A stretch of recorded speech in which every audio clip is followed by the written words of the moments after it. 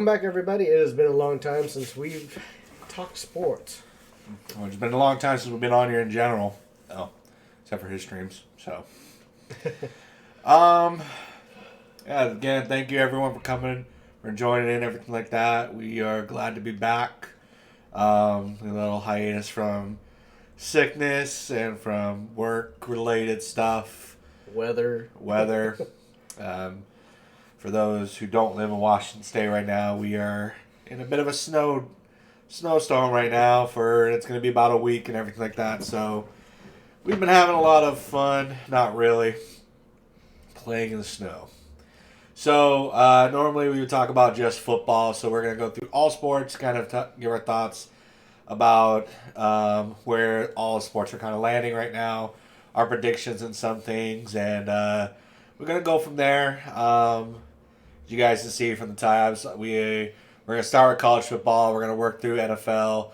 We're going to briefly talk about the Major League Baseball. We would like to talk about more, but mostly pending lockout and everything like that. It's going to be a little bit harder. Then we're also going to talk about the NBA and the NHL. And just so everyone knows, we are going to start doing other stuff on podcasts as well. We are going to start doing some kind of fandom, not sports related, but movies. We want to do some like debates and some challenges that we've talked about in regards of like fandoms. And we're talking like the MCU, Lord of the Rings, stuff like that. So more to that kind of stuff. Kind of just want to branch out, just because we both have interest in so many different areas that we both like that we want to share about it. Yeah. I mean, we were actually just having a discussion here earlier before we even started about Lord of the Rings, and I'm just like, okay, we need to stop right now. We need to save this for exactly. So it's like, so we're gonna branch out. We were getting really deep. We were starting to get really deep into some of it. So it was like, okay. Because when it comes to sports, you're based off of what is given to you in the sense of like what's gonna happen or happening as of right now. With that kind of fandom stuff, it's a little bit easier to talk about because it's been around for so long and it's not a whole lot that's changing. So, to get into it, how's that? Go ahead and keep going. I don't know. Kelly's playing with the computer right now. I don't know what he's doing. Yeah, for something not right here. There he goes. Okay. So, for some reason, the chat thing went all white. All right. Sorry about that. So, we're going to talk about college football real quick. We're not going to break everything down like we used to. Obviously, we missed a lot of bowl games. And frankly, there's a lot of bowl games we have no clue what the hell they are about. Talking about brief topics. Everyone knows that we are Pac-12 fans. Shout out to the Cougars for winning the Apple Cup this year in a dominant fashion. Oh, man. Over them pups. They don't even deserve to be called dogs or huskies. They called pups. They puppies. Newborn puppies. They got whooped. I think first time in 8 years, I think the Cougs. 8 or 9 years that the Cougs actually won the Apple Cup. And that was actually the biggest win for the Cougs in Apple Cup history. So shout out to the Cougars and everything like that. Big shout out, I'm going to say this right now, big shout out to Utah for winning the Pac-12, playing in the Rose Bowl. That team is a good team. I know they beat, Oregon. I'm wearing an Oregon Ducks shirt, but, I got to give credit. Credit's got to be due where it's credit due. I love good football, and Utah plays great football, and you can't go against it, and they deserved it. They're playing for a lot, especially they had a really difficult year with the loss of their two players due to deaths, and they have a lot to play for. So talking bowl games wise, obviously I'm going to root for my Cougs. I'm going to root for the Ducks. I have not a lot of hope for the Ducks though. They're playing Oklahoma. I think the Cougs can beat Central Michigan and everything like that. But one thing we're going to talk about is our predictions for the college football playoffs. For those who Just for clarification, college football playoffs, the top four teams We have one game that is going to be the number 1 ranked Alabama. Of course, our number 1 ranked. Y'all know our things about that. And kind of the Cinderella story, the number 4 ranked undefeated Cincinnati Bearcats. So I guess we'll start in that game first. I am hoping for that upset. Yep. Will it happen? You never know. I'm going to say no because it's Nick Saban. It's Alabama. I mean, poetic justice is that they belong in the college football playoffs every year. But wouldn't it be something that the Cinderella story, the Cincinnati Bearcats, who are actually the only undefeated team in the college football playoff, the top 4 teams, they're the only undefeated team in there. So it'd be nice for them to finish the perfect season. What a hell of a run. That program has done wonders this year. They've overcame some deficit games, and they've really just dominated when they need to. So my prediction is that Alabama's going to win, although I will be ecstatic if Cincinnati comes out on top. I would love to see Cincinnati come out. I think we're all pulling for them, but as we've seen Alabama time and time again, this is when they play big. Yeah. Because they know what's on the line. And I mean, as most of us always want to see, we want to see somebody different win. Oh, exactly. It's just like, okay, Alabama, you've had your run of success for a while. Can you just tone it back a little bit and let somebody else get in there? That's what I'm hoping. I'm hoping that Cincinnati can pull off this upset. If not, I'm hoping Michigan can at least get in there and upset them. We'll talk. Talking about that. Talking about mentioning Michigan. Next game is the Georgia Bulldogs versus the Michigan Wolverines. Now that is like Kelly said, that is actually my pick to win it all. Is Michigan, and it's because it's a team that hasn't had the high success like Georgia has, like Alabama has. I would love to see Cincinnati or Michigan. I think, honestly, I'm not a big fan of Harbaugh, but I would love to see this team go and win it. For him, for the team, for the school, for the program itself, I think they're on a tear. They handled, and they played. I mean, Ohio State put up a fight in their big rivalry game. They did, but they really handled business against Ohio State. I think that's a big sign of how good Michigan is. And they laid an ass whooping on the Dogs, too, early in the season.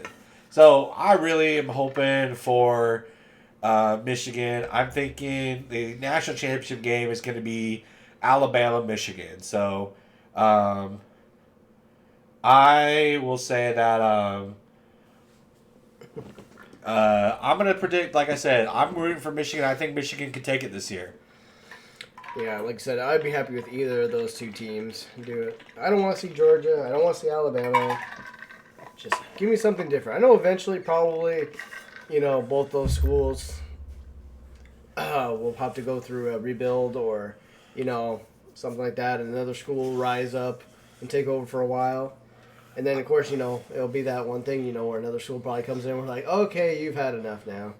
I don't think so. Alabama's too good. They always seem to build their. They recruit very well, and they always seem to build their program right. So I don't think. Unfortunately, and the only time I'm going to say that we don't see Alabama as dominant in college football anymore is the day that Nick Saban steps down. I was just going to say it. By the way, Josh, thank you very much for the lurk. Appreciate it, man. That was actually something I was going to bring up. Do you think that program will decline at all when Saban either retires from college football coaching or goes on to the NFL and coaches? He won't go to the NFL anymore. He has tried, everything like that. Problem is that, and we'll talk about NFL in just a second and some other college coaches, but the problem that these college coaches face is when they join the NFL is that now they don't have that full control. Now they don't have that control fully of their program and everything like that. In college, they do. They have a lot more control. They have to go through the school administration and everything like that. But when you're successful like Nick Saban has been, you kind of get more free range than you do. And in the NFL, you got to go through your owners, your general managers, all that kind of stuff before you can actually get fully, what you want. And Nick Saban tried, and I mean, in his run in Miami, he tried to get Drew Brees from San Diego, the San Diego Chargers, before the Saints did. He was really rooting for Drew Brees, and he ultimately didn't get him. And that, could you imagine that? I think it would have been great. I couldn't see Drew Brees as a Dolphin. And then again, I don't think the Dolphins, they really got to change up their color scheme because it's just an oddball of colors. But, like... Still could, though. Could you imagine the records Brees could have broken, like Dan Marino's records? I think he would have had very high success in either one. I think, I don't know, though. It's hard to say just because... You could think, having Drew Brees have helped Nick Saban in the NFL.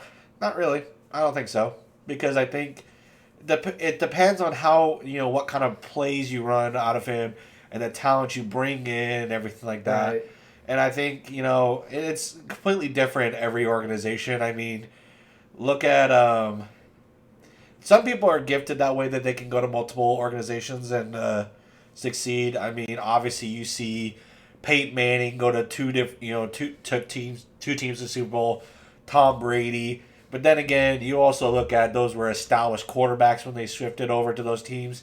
I know we're getting away from football, so NFL, so we'll actually switch over in just a second. Let me finish the statement. But those quarterbacks, when they shifted over, were already established as all-time greats. So when they brought them in, they did everything in their power to actually build around them. The Broncos weren't that heavily weaponized when they had Tim Tebow. Then they brought Peyton Manning in. They just would have gave Tebow some help there on that offense. That's why I don't like John Elway, is because your smartest idea would have been you have Peyton Manning for 4 years, you let Tebow sit behind him, develop as a quarterback that you so claim that he was not a great quarterback mechanics, so you let him sit behind Manning. Next, we had Tebow time, and Tebow would probably be dominating in the NFL because one thing that he was, more than anybody gives him credit for, he was a goddamn winner. Right. So I actually have some questions for you before we actually move on to NFL. Is this college football related or is this NFL? Yes, this is college football related. So who in the top, we'll do just top 25 talk. Who was your biggest disappointment this year that you expected to be better? We're talking from the beginning. Yeah, like who did you think that was like already in the top 25 that you thought would have done better, but unfortunately either fell way down or actually fell out? First of all, I would talk about Clemson. That's a good one. Yeah. They are. And it was kind of expected from Clemson because, and I won't say like I was disappointed because I just, I care more about the Pac-12 than any other program. I'll talk about two teams in general I'll talk about three. I'll talk about three teams in general that probably were disappointments in the college football world. And the first one I'm going to start with is Clemson. But you kind of saw it coming because the Trevor Lawrence era ended. This wasn't like... like Clemson before, they went from Deshaun Watson and had a couple other runs, and, the Trevor Lawrence era. So they kind of fell off. Obviously, they're still ranked in the top 25. They did not win the ACC, which, was a big upset for them because the ACC itself is not like the strongest conference. So they could have still dominated that conference, but ultimately, they didn't. Three losses, and you could say one of them was a loss to Georgia, 10-7, but they lost a couple games, a couple more games that they should have won. The other one is Oklahoma. Again, very highly ranked, a very good program. They had, start of the year, there was a lot of talks about Heisman candidate Spencer Rattler, who I think was not, I don't think he's worth that hype. Talented player, don't get me wrong. Everyone who plays at the next level in sports deserves the credit of being a very talented player. However, I don't see him as a Heisman candidate. But Oklahoma had a lot of great games this year, dropping two unfortunate losses in the in the Big 10 or Big 12, and which, by the way, that game, Baylor versus Oklahoma State in the Big 12 championship game, phenomenal game. I'm just gonna say that right now. Right. But Oklahoma, Clemson, and the third team, Ohio State. You're talking about three teams that are generally playoff contender teams. They're highly always mentioned in the college football playoffs, and all three of them just suffered, a couple losses that they really shouldn't have. And I really do believe that Ohio State shouldn't have lost to Oregon, because I don't think Oregon is as good as what people were, people had them as, and including myself. I love Oregon and what they do and everything like that, and I'm excited to see what happens with the Mario Cristobal legacy, era over, and see what they can do from there. I think the brighter future is the Cougs, but I'll get into that later. But I don't think Ohio State, as talented as they are, should have lost to a team like Oregon. I don't think Oklahoma should have lost to the teams that they've lost to, especially after that Texas game, the Red River rivalry game. They had a hell of a comeback. They came back, started, had a new quarterback and then a backup quarterback, took it to them, won in the very end. Like, there was a lot of hype about this team, and they all just fell off. So those are my three teams that were disappointments in the top 25. Okay. So then we'll flip it over. Who was your most surprising? I'm going to go two in general. I'm going to go with Michigan, number one, because the Harbaugh era has not been good in Michigan. They've done very well, but they've lost the big games that they needed to. They get to that point, but then it's all of a sudden when you think they're about to rise, all of a sudden it just... Mm-hmm. And they did lose to Michigan State in a very close game this year, but they came out and dominated Ohio State, and I think that's a big factor, a big turnaround of this program. Another one, I'm going to talk. We talked about them, is surprising, is Cincinnati. I think that Cincinnati itself is a very, what they're doing right now in this program is very awesome. We're rooting for them. They are the underdog in the college football playoffs. I'm going to mention Utah, just because if you think about the Pac-12, we talked about this early on. Pac-12 was very, wide open, but we were talking about teams like USC, Oregon, UCLA after beating LSU, and Utah was kind of on a very slow start. And so I think those three teams are the most surprising and very well done stories. And I got to give it to teams like Wake Forest, Baylor. I truly love watching a lot of these teams that don't normally are this dominant be up this high. So I'm going to give it to Coastal Carolina. I'm not going to talk about Coastal Carolina because they kind of play in a really, I think Coastal Carolina is overhyped. They're not. I don't know. The conference. Name another team in their conference. I wouldn't know. Exactly. And you could say the same thing about Cincinnati and all that stuff, but Cincinnati actually beat actual programs too. Top ranked programs. They did, and so that's why they deserve a little more credit, in my opinion, than Coastal Carolina, because most people in Coastal Carolina, you don't really know who the hell they're playing. I didn't know there was a Coastal Carolina until I saw them on the rankings. Well, I knew them from years ago. They actually won the College World Series in baseball. First time they ever been to the College World Series, they ended up winning. So nice. So those are my teams for surprising, everything like that. If we get away from the top 25, we talk about biggest disappointments and biggest surprises and in the Pac-12. That's what I was just going to bring into next. Actually, so we talk about those. I think a big upset is first of all USC. I was actually going to say take one from both the North and the South. I would say in the South, I'm going to have to say USC. I think USC is. I think it's too good to be this bad. I mean, I did not expect them to fall as far as they did. I didn't think so either. And it's not common that you see USC be this way. No. It's and they've always been kind of at least a mid card team. But they weren't even that. No, they were really. They had one dominant game against Wazoo, but after that they really got blown out of the water.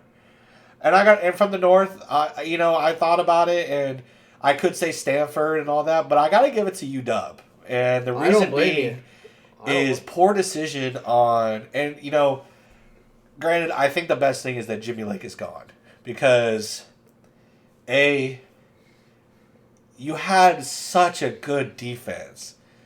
It was a really good defense that was a very underrated because they sucked so bad on offense. Which is unnatural for us. It is. And that's the problem I had with UW, and that's why I say it's the most upsetting, is because, you didn't have an offensive game. Yeah. Because if you wanted to keep we didn't have a running game, and what has UW's always been their bread and butter? Well, if you wanted to go with Dylan Morris at quarterback, run a West Coast style offense, play action passes to tight end, slot receivers, and stuff like that.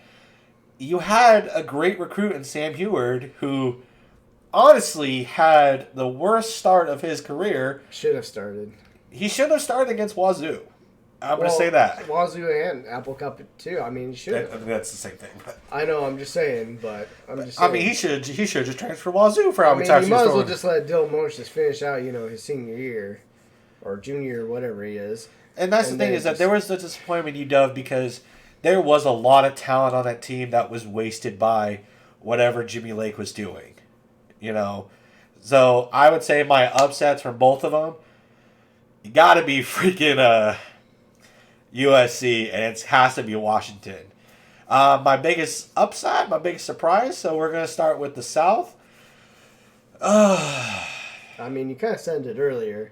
I'm going to say Utah. I mean, I'm going to say Utah just because Arizona State kind of fell off at the end. They would have been my surprise team. I thought they were going to take it, honestly. But I'm going to say Utah just for bounce back they had. And then, for the North, I'm biased, and you could say I'm biased. It's got to be the Cougs, man. They definitely did bounce back. It's got to be the Cougars. Because they, even in their losses, they really played very well in all their losses. This is a very underrated team who made the right coaching decision by the coach that they had at the very end after they fired their coaches due to COVID and everything like that. COVID rules. Right? They were winning and they were top notch, and I think this coach is going to do very well. And their quarterback is only a freshman. Yeah, I was actually very impressed with how well that kid did. And the Cougs always have a very explosive offense, and they have a very explosive defense, which I think is going to turn things around for this program. The Cougs have always been that team that they never had the best of luck, and so I think this is going to be it. And I still think they had great years with Luke Falk at quarterback, one of the best passers in Wazoo football history. If you had him for one more year, I think you could have gone to the college football playoffs and won a Pac-12 at least. But Gardner Minshew did wonders for this team at 1 year. I'm not just saying that because I'm a Gardner Minshew fan, but he led them to a number 8 rankings right before the Apple Cup, and just poor decision. And they had the most wins in Wazoo football history. In 1 year, Gardner set a lot of records. He had the rush in a single game with 7 touchdowns. Oh, jeez, yeah. And that was the thing. And they also, even the next year, wasted it with Anthony Gordon because the dude threw for 9 touchdowns in a loss. And that's how good Wazoo football can be. And they just had to get it together. And I think they can. I think this is a big upside for both. And I think Utah is just that powerhouse that's going to run the South. Yeah. Arizona State can potentially do it, but I think Oregon's time on the North is done. I think it's going to be Wazoo soon. And potentially with UW hiring the coach from Fresno State, I think that's going to turn him around because he did well with Fresno State. And UW just needs that great coaching to turn things around because they have talent. They can easily get talent in a city like Seattle. Obviously, when you have a great coach that's done well, either at that school he's been with forever or he comes from another school, players are going to see this and, they're going to want to play for that school. Obviously, like you just said, this coach that just took over, midway through for Wazoo, guys are going to look at that and say, hey, look what this coach did, halfway through a season after the head coach got fired and still, rebounded this team back and, brought them back. That is going to help, Wazoo. That's going to help Utah, as what they did, making that run there toward the end of the season, saying, they're going to find all these, high school athletes that, are going to look for, want a scholarship. Be like, hey, I want to, be accepted here because, I saw what that coach did and what that program's doing. I think I can help them out. And I think I can win, a championship there. Yeah, and there's a lot of upside to both of them. And honestly, it'll be exciting to see. And honestly, like I said, too, hopefully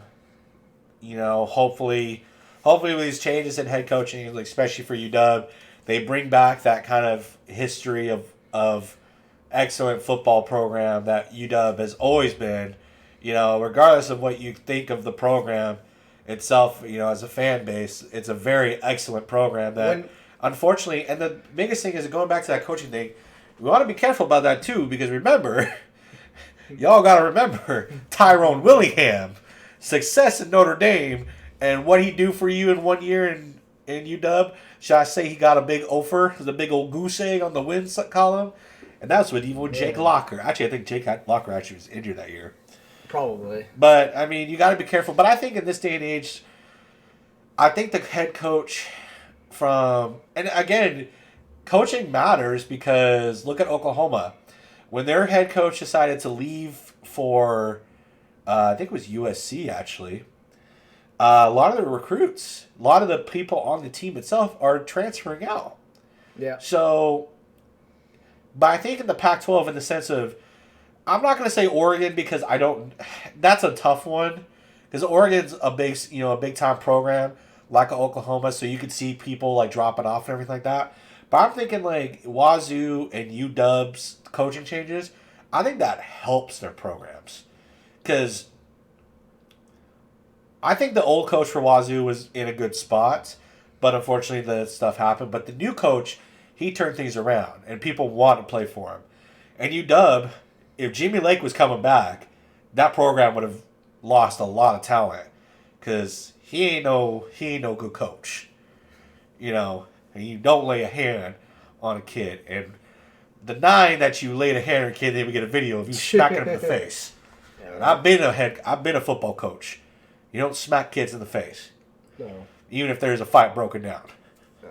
I think we can actually both agree as when a school, even a professional program, has success, for so many years, that the fans or the alumni or players, are always expecting that to always carry on. So when you have a season like Wazoo did that became very disappointing, it's unnatural. I mean, we're just like, there's guys riot, like want to riot kind of deal, kind of like saying, what the hell is this? Fire this guy, fire that guy. They were screaming, get Morris out of there, put in Sam. I mean, it can kind of get kind of ugly when you have a top program, all of a sudden just not doing very well. And again, Wazoo and UW are the programs, and I'm sure every school's like this.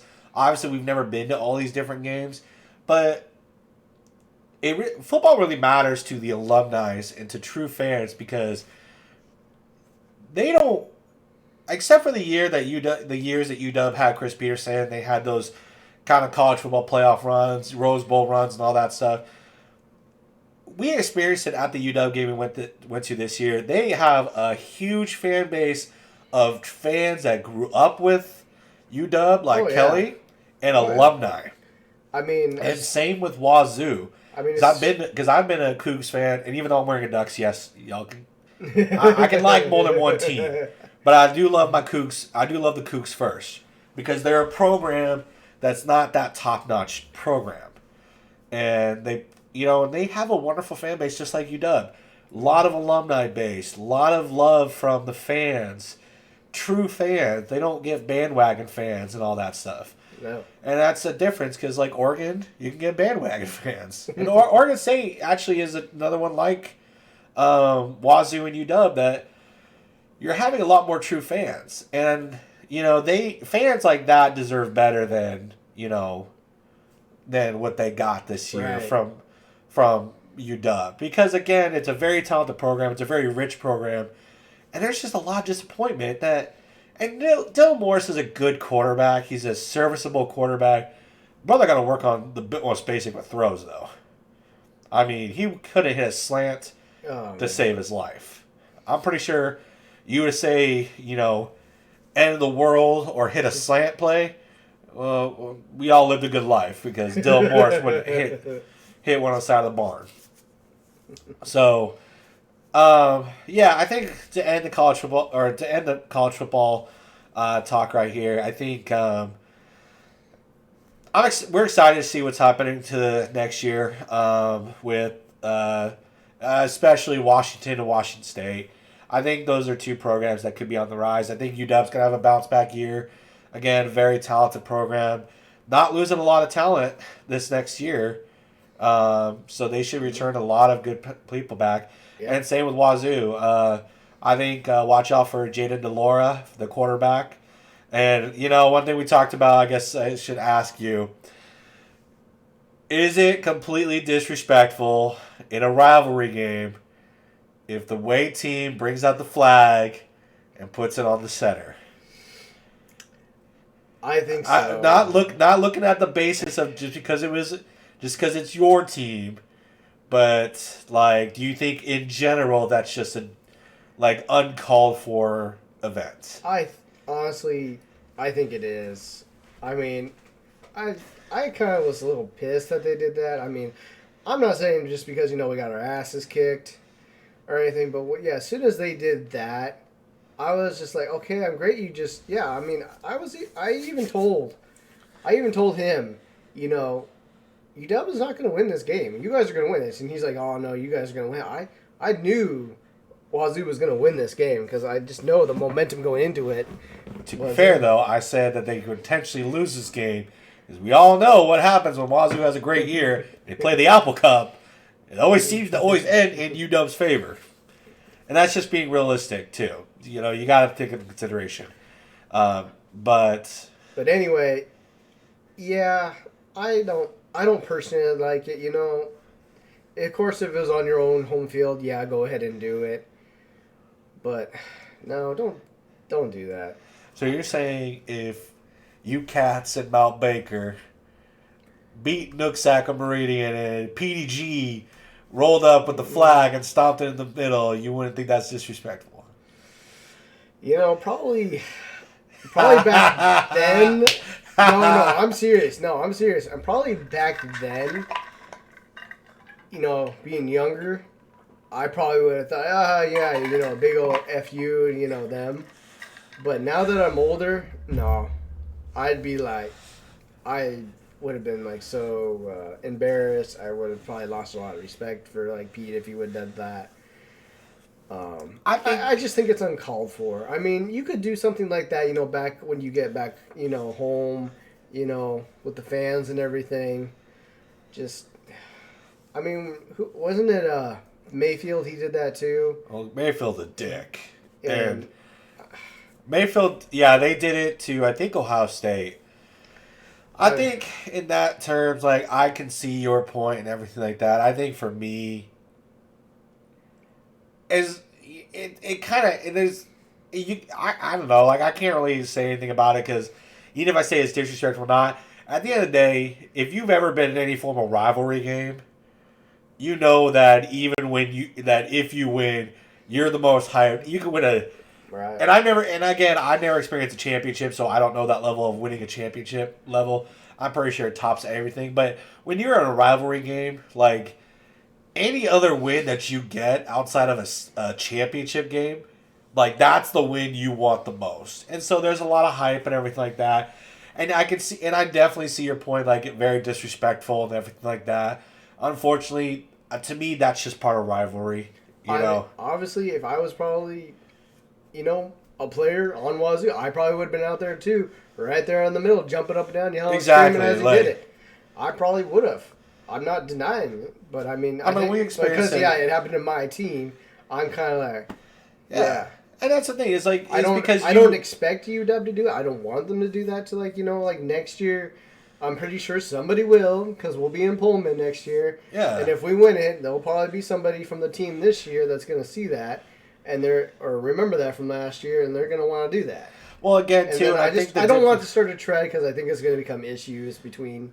I think the reason why it was, I think one of the things why it was done this year is, again, this is a rivalry where it's been mostly dominated by one program. That, again, this is the first win in the Apple Cup for Wazoo in almost a decade. So there's a lot of hypeness about it. And again, like, you're right. Like, it's if you were that school, if you were a student at that school or a fan or even a player, like that crap sucks. Oh yeah. That crap really sucks. I've been on the side of like coaching, and we've lost our rivalry trophies to the other team, and it's not a great feeling. But when you win it, yeah, you kind of have a cocky jackwagon. Oh yeah, the adrenaline goes. You're all excited, and we never did that as coaches, obviously. But when we were players, we didn't hold back on like showing how excited we were about winning. When we renewed our rivalry with South Whidbey in football my senior year, like there was a lot of trash talking before the game, leading up to it. And yeah, we were, we didn't like go overboard, but we made it known that we beat them. We made it known that we beat them. And again, rivalry games are just, I think it's a different breed. Yeah, I get it. I mean, I just think that there's different ways, expressing, exactly. showing, hey, we beat you, in the biggest game of the year for us. Exactly. But I just don't think that is the way. It's kind of, honestly, this just actually popped in my mind too when, like you said that, the whole. Like when Terrell Owens caught a touchdown in Dallas and he ran on the star, and I think that's a little different. I think that's different because that's a guy, the player, Dallas player, I forget who it was, comes over and hits him because he thought it was disrespectful to his team. I think that's a little different though because that's just Terrell Owens being a jackass. I know. And I think the difference is because that was during the game, and this was after the game, and there was a lot of chirping. You're always going to get chirping into these big rivalry games and everything like that too. And, like, I just think that's two different because, like, there wasn't a sense of disrespect leading up to that moment. And then they did it, and obviously some people can view it as disrespectful and some people won't. I just think it's a different ballgame because with the Terrell Owens one, that is blatant. I am better than your whole thing. Okay. And I am going to show it. Or, I can't remember if it was college. I'm pretty sure it was college. Or when that one college player, during warm-ups, went up to the logo and started kicking at the grass at the logo and ripped it up. Yeah, like when I think there's a difference between putting the flag in there in the sense of disrespecting that center logo. Like Terrell Owens did, like Juju Smith-Schuster did, and a few others who have gone to the center and kicked it. I think that there is a difference in the level of disrespect because the flag's on there. So talking about Wazoo putting the flag on the center of the field, I think that's just, that's a sense of the victory and everything like that. They waited till the end of the game to do that. Yeah. These guys did it either during the game or before the game, marking their territory of disrespect like that. And I think there's, again, no ill intentions with the flag being put there because the excitement. And yeah, there is a lot of hype because for a whole year now, they are the Apple Cup champions. Right. I mean, we didn't have an Apple Cup last year either. Yeah. And I think too, like there's a big difference because the big thing about college football when they do it, they're kids still. They're kids. These are professional athletes that are going to, the center logo and kicking it out and everything like that. That's a sign of... See, that's what I was saying. I think, like, if you and I were, younger, we did, that, we'd probably do all that. But then I think, got our ass kicked by our coaches for doing that. Oh, yeah. Oh, yeah. But, I think as soon as, we went pro, it's like, okay, we're on professional level now. That's not tolerated here. Exactly. And I think, and that's the biggest thing is that in that argument, like, disrespectful for the center of the field or any form of logo and everything like that. And especially because it's a professional level. Because you're being, in college you are a role model and everything like that. But honestly, you last 4 years and then you're done. Half the time, you either can be that player that make it to the NFL, and half the time, you don't. NFL, you made it. And you have you have people wearing your jerseys. You have people put you on fantasy football. Right. Kids watch you all the time. They want to be like you. They want to endorse you. And all that stuff. So there's a lot more, integrity that needs to go into a professional and everything like that. Right. So speaking of professional, we'll go ahead and jump into the NFL. Let's go ahead and do that. Yeah. We're going to go ahead and jump in the NFL. We're getting the last couple weeks of the season. First, though, we want to pay our respect to a legend who had unfortunately passed away today, just a few hours ago, in John Madden. Though we weren't around for when he coached and everything like that, the Hall of Fame coach and everything like that. We were around for the time that he was announcing on Monday Night Football and everything like that. The man is a true legend, an icon, a true voice in the NFL that I think has been missed since he left. Honestly, he probably left because his favorite player is gone, and Brett Favre. Brett Favre. Much love goes out to the Madden family, and rest in peace, John. Thank you for all the wonderful years. Thank you for, obviously, the Madden games. Being the, you haven't been in football in forever, but you're still the icon of football. When people think of professional football, you can't help to put John Madden's, name in there in any category. So, rest in peace, John Madden. You will be very missed. Do you actually have a favorite moment of Madden at all that you can remember? Of John Madden? Either as a coach or just commentating the game. No, I mean every time again, commentators have their favorite players, obviously, and for me, I always enjoyed it when he did Brett Favre. He had the biggest love for Favre ever. I think it's because, like me, Favre's just a different talent, and I think John loved that because Favre had a very old school kind of mentality, and I think John, during his coaching time, he coached the Raiders, and I think Favre would have done okay at that time, but it's because he wasn't, obviously you have like Chris Collinsworth who gets chubs for Tom Brady and everything like that, Joe Buck with Aaron Rodgers and all that stuff. So John Madden, I always enjoyed it when he did any Favre game. And he always had a lot more fun and everything like that. I honestly don't ever remember him doing any Seahawks games that wasn't against the Packers. Right, it wasn't against like the Packers or but then again, what was you doing majority of the time at that time? He's talking about how Favre's kicking their ass. So, I don't necessarily have a Favre moment, but I will say, like, maybe I could talk about how he was in the movie The Replacements. It was funny. It was absolutely funny to me. So, do you have a favorite moment of John Madden? I mean, it's funny because actually the one thing that always sticks in my mind, and this is what watching football, as long as I have while watching football, how when a holding penalty happens, we see it in a replay most of the time, and it's always funny. This one line, always from one of the Madden games, I can't remember which one, but his quote is that holding happens pretty much on every play. It's just a matter or not if the ref sees it or not. That's something I always remember of him. And that's what I actually always tell people. I'm like, John Madden said it best. And that's how... It's not a moment, but it's a quote that I like from him. One thing I do miss of John Madden is the every time that he always broke down a play, he always did his little drawings and stuff like that, so... I actually miss everything about him. I miss hearing his voice. I miss listening to him because the guy was just great. The guy was just a great commentator. And like start crying again, Kelly. He was like the people's commentator for football that we all wanted. Anytime the Seahawks were playing, it's like, God, I hope I get John and Pat. Hopefully I get, or hit John and Al or whoever he was with. It's just like, I want those guys. But it didn't always happen. But when you would watch, your Thursday night Thanksgiving game or, Sunday night or Monday night, whichever one he was doing, you turned in to listen to John. Oh, yeah. He made the game enjoyable. He made the game very enjoyable. Yeah, he did. He did. All right. Now Kelly's going to go cry for 20 minutes again, so. I mean, how can you not shed a tear for the guy?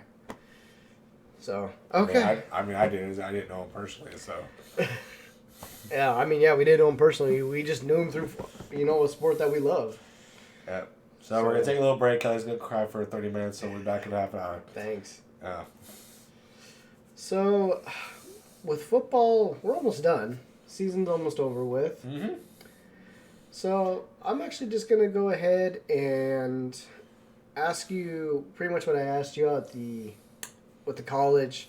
So far, who's been your biggest disappointment, or what teams have been your biggest disappointment this year? Biggest disappointment, obviously, we'll start off with being a Seattle fan. Really just bad year. Really bad year for Seattle. It's been a big disappointment. I think in general, another disappointment overall is Buffalo. I expected them to be a lot better than they did. And same with Cleveland. You expected them to be a lot better after last year's run and everything like that. So those two teams outside of Seattle that are, in my opinion, just bigger disappointments. I think Uprising, I got to say New England doing a lot better than I expected to. It goes to show the talent of the great coaching of Bill Belichick. I want to say Indianapolis with Carson Wentz. Really coming back after his injuries and really kind of taking control of the division with Tennessee and everything like that. You got to give Tennessee credit that they're still maintaining great victories even though they don't have Derrick Henry. However, they are in a very weak division with Jacksonville and Houston being dumpster fire garbages. You kind of get what you got from Tampa Bay, Green Bay. Kansas City's turning around, after kind of their unfortunate start. Arizona's looking like a favorite in most places. The Rams, they're very hit and miss, but they are playing very well. The unfortunate of the Niners, they could stay healthy. They're such a good team. Right. Honestly, yeah, I think biggest disappointments have to go to Buffalo and for Cleveland. And upsides, I would have to say I'd have to give it to... Actually, another team, too, is Cincinnati. They've really kind of shown a lot of heart and a lot of great things with such a young core and Joe Burrow and Jamar Chase. So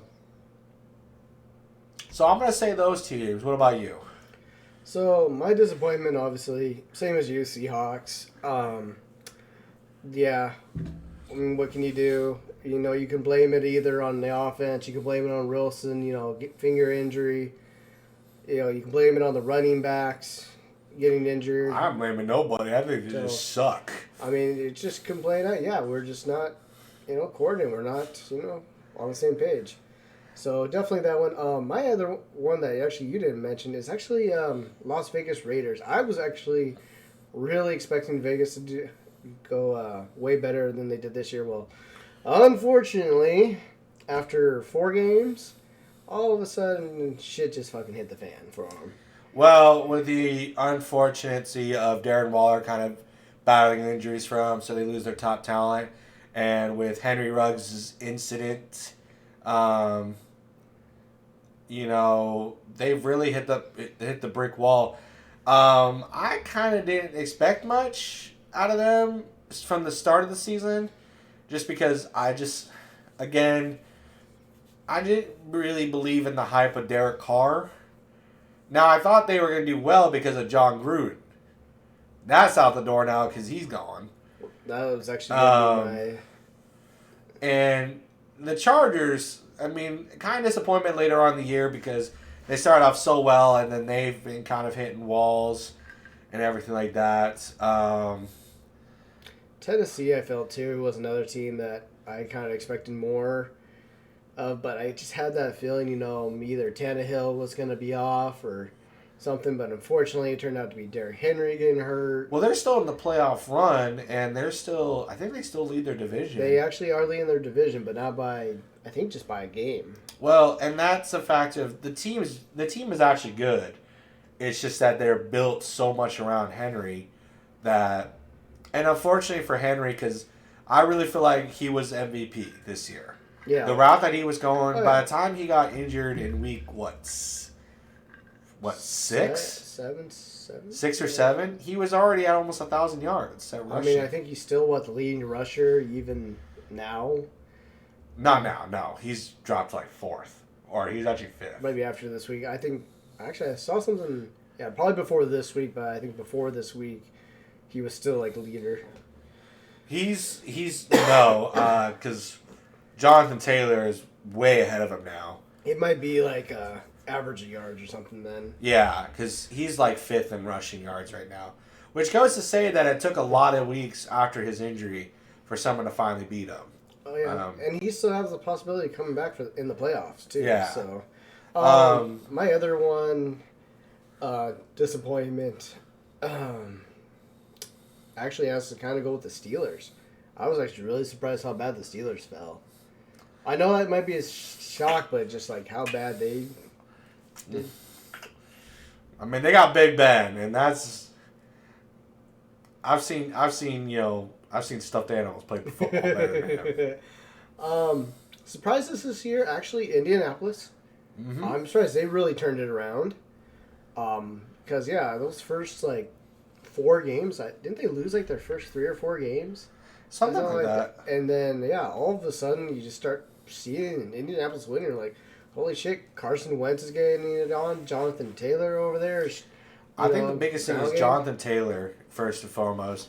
And I think, too, I think people sleep on Carson Wentz a lot. And everyone's got to remember, he was, a few years back, he was an MVP. I think he actually won the MVP that year, too. He might not have, but he was in line for the MVP. And that was the year the Eagles went to the Super Bowl. Carson Wentz is a damn good quarterback. He's just been battling injuries. And I kind of was hoping that Indianapolis would be this good because there is a lot of talent on Indianapolis that... Oh, yeah.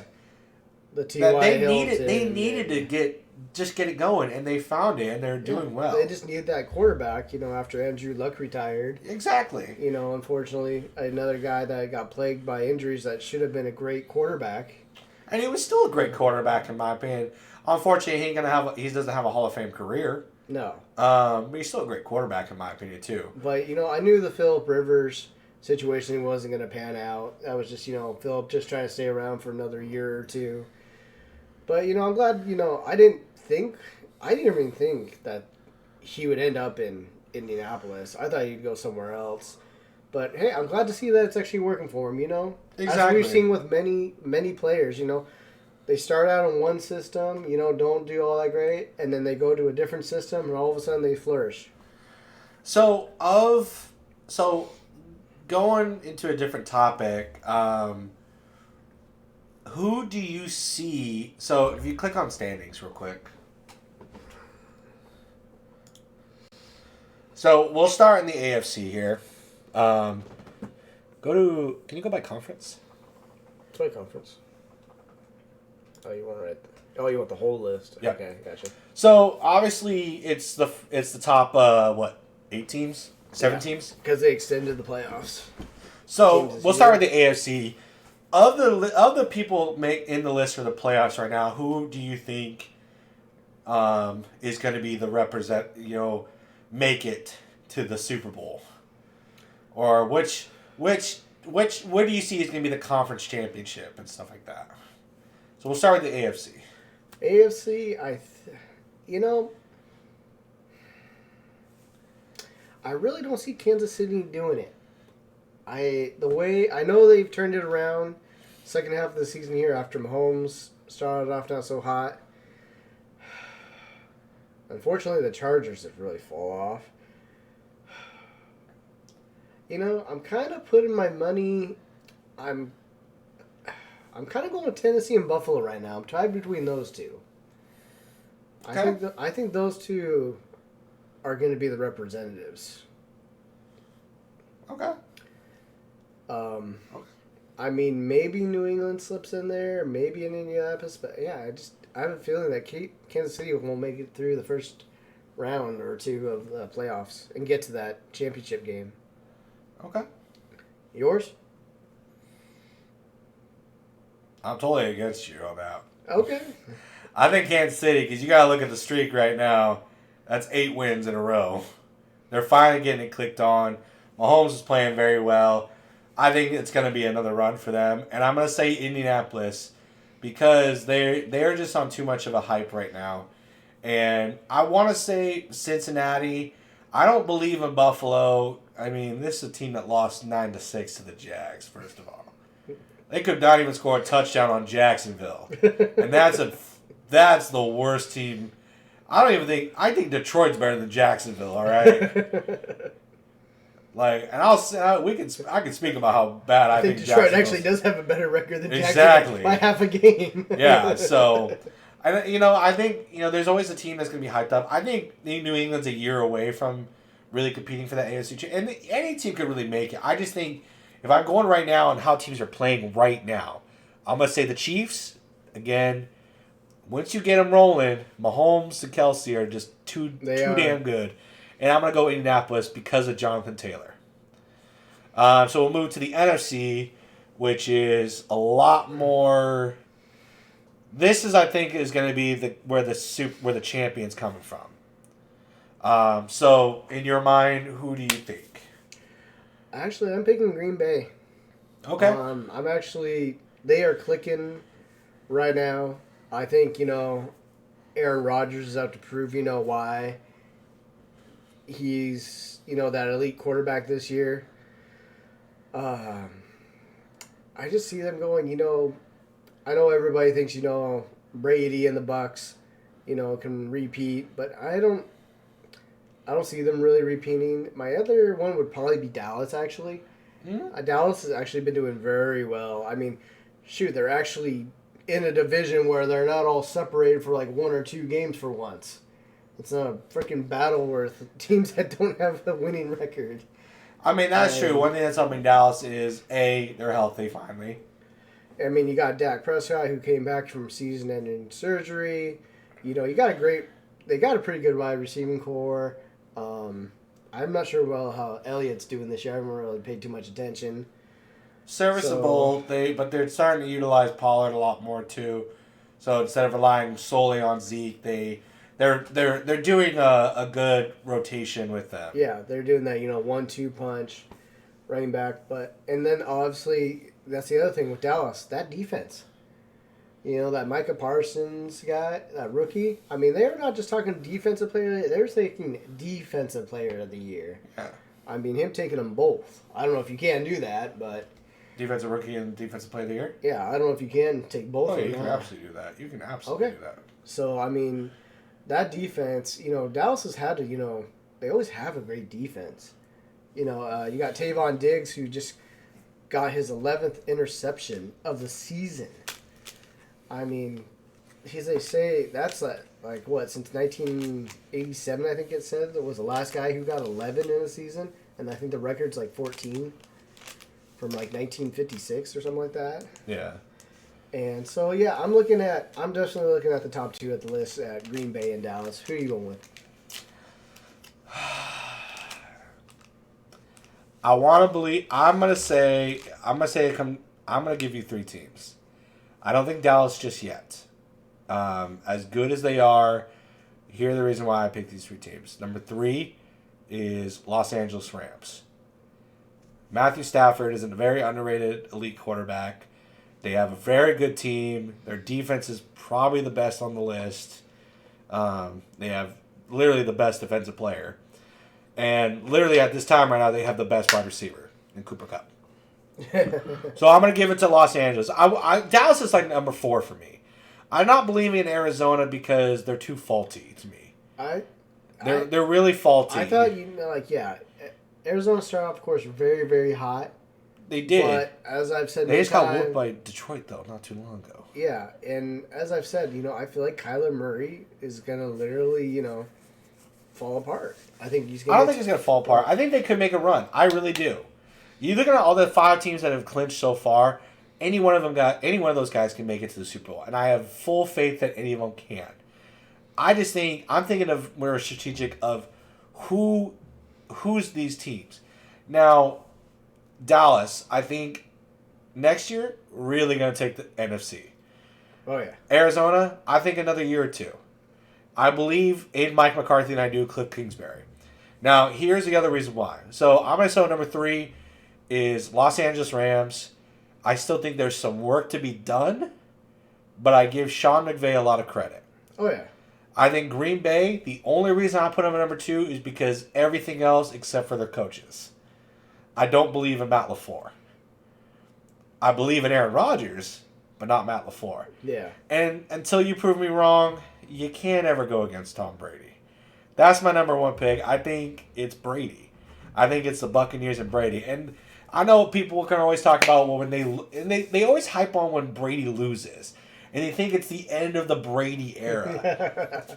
Dude will lose a game, and that's fine because when Tom Brady turns it on, is in the playoffs and the Super Bowl. And yeah, people want to come out and say, well, he lost 3 Super Bowls.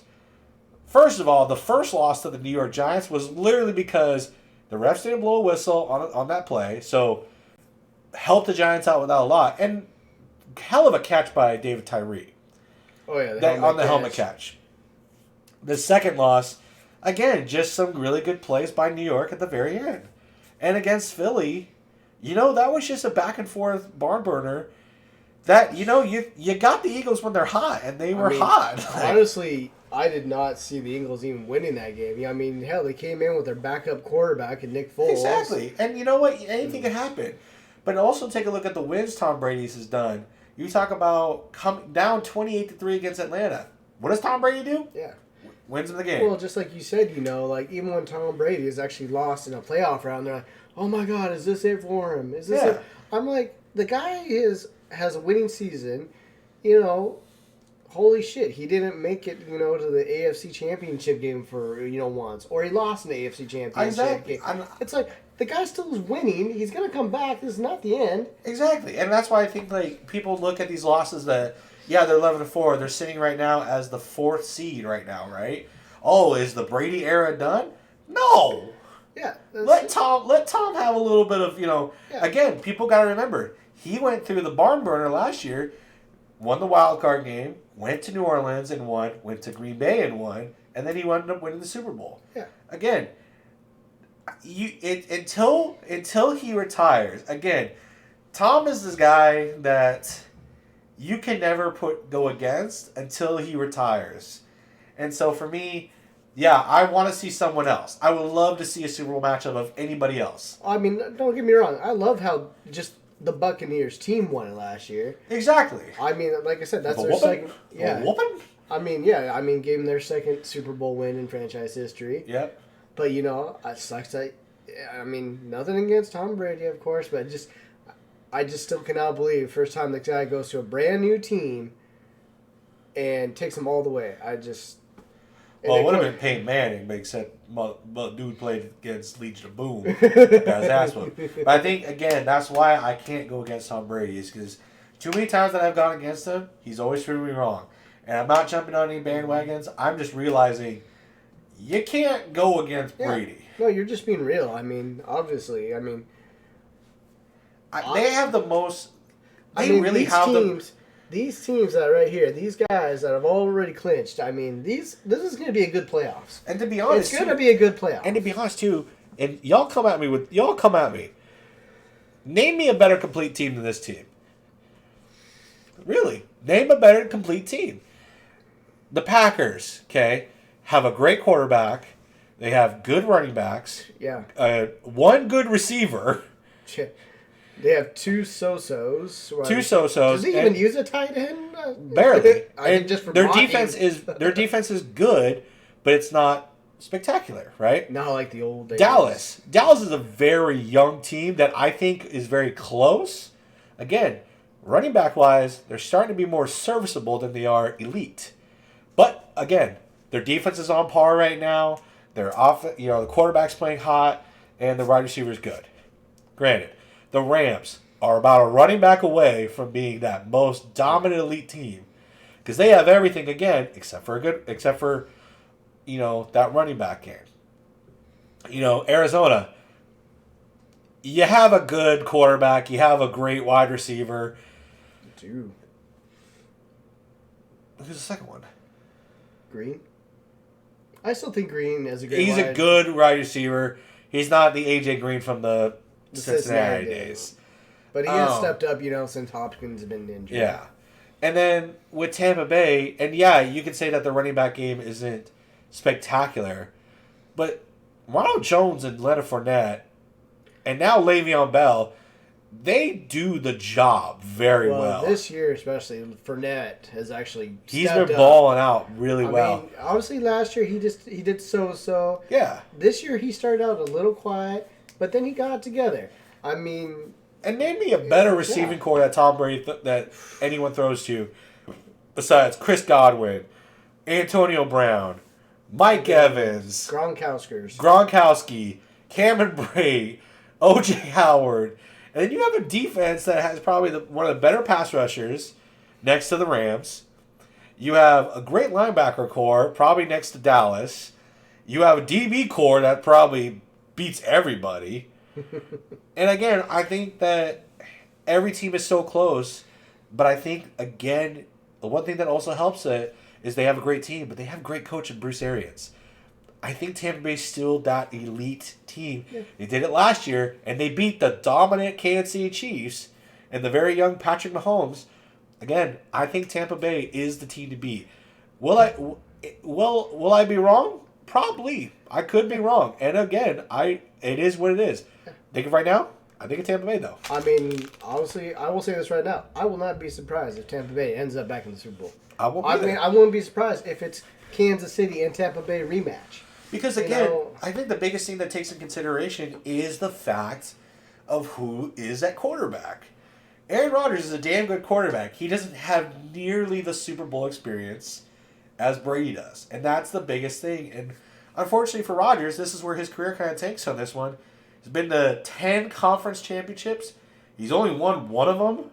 Right. And Brady's been to 10 Super Bowls, which means he's been to...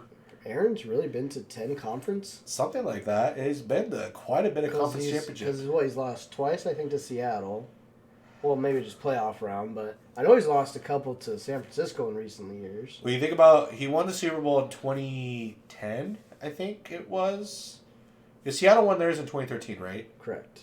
So it was 2 years before that. So it was 2011. So he lost to San Francisco, lost to Seattle, lost to Tampa Bay, lost to... I think he's lost to Tampa Bay or San Francisco twice. Yeah. So there's a lot. I mean, I can't necessarily say how many he's been to. But he's been to a lot of conference championship games. Well, he's been in the playoffs. He's been in the playoffs. He's been consistent. He's one of those guys that, he gets his team into the playoffs. Exactly. Again, though, I think a consideration is the Packers were always still good, though, from the Favre era going to the Rodgers era, right? Again, you got to give credit to credit's due with Tom Brady. This dude went from New England, dominant New England, decides to go to South Beach, Florida, and go to Tampa Bay. I don't know if it's not really South Beach, but yeah. I'm doing a LeBron quote. And he goes to Tampa Bay with him. He bring Gronkowski out of retirement and smoking weed. And again, what does he do in the first year? Wins the Super Bowl. What's he going to probably do in the second year? Probably make it a Super Bowl. And you know what? If he ends up losing, again, I just credit them a lot. If he ends up losing in the playoffs, there are 3 other teams that are really good that are above him right now who can easily represent the NFC. Oh, yeah. I think all those can. All of them can. I just think, again, to me, it's like Alabama. Right. You can't bet against, as much as you don't want to. And again, I've actually grown to be a Tom Brady fan. I actually love Tom Brady.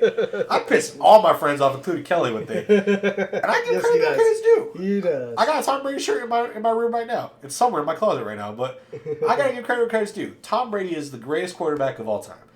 Prove me wrong in any way, because guess what? He's got the stats, he's got the rings, and you know what? He's a good-looking brother. All right, he's a good-looking man. He's the perfect patching of what you wanted to hate as a quarterback. God. Man crush. Man crush. Hey, you know what? You don't think Tom Brady's not a good-looking man? I know. You biased as hell. Yeah, well. You probably think Matt Hasselbeck's better looking than him. Oh, hell yeah. That sexy bald head. All right. So, one thing I actually want to bring up with you.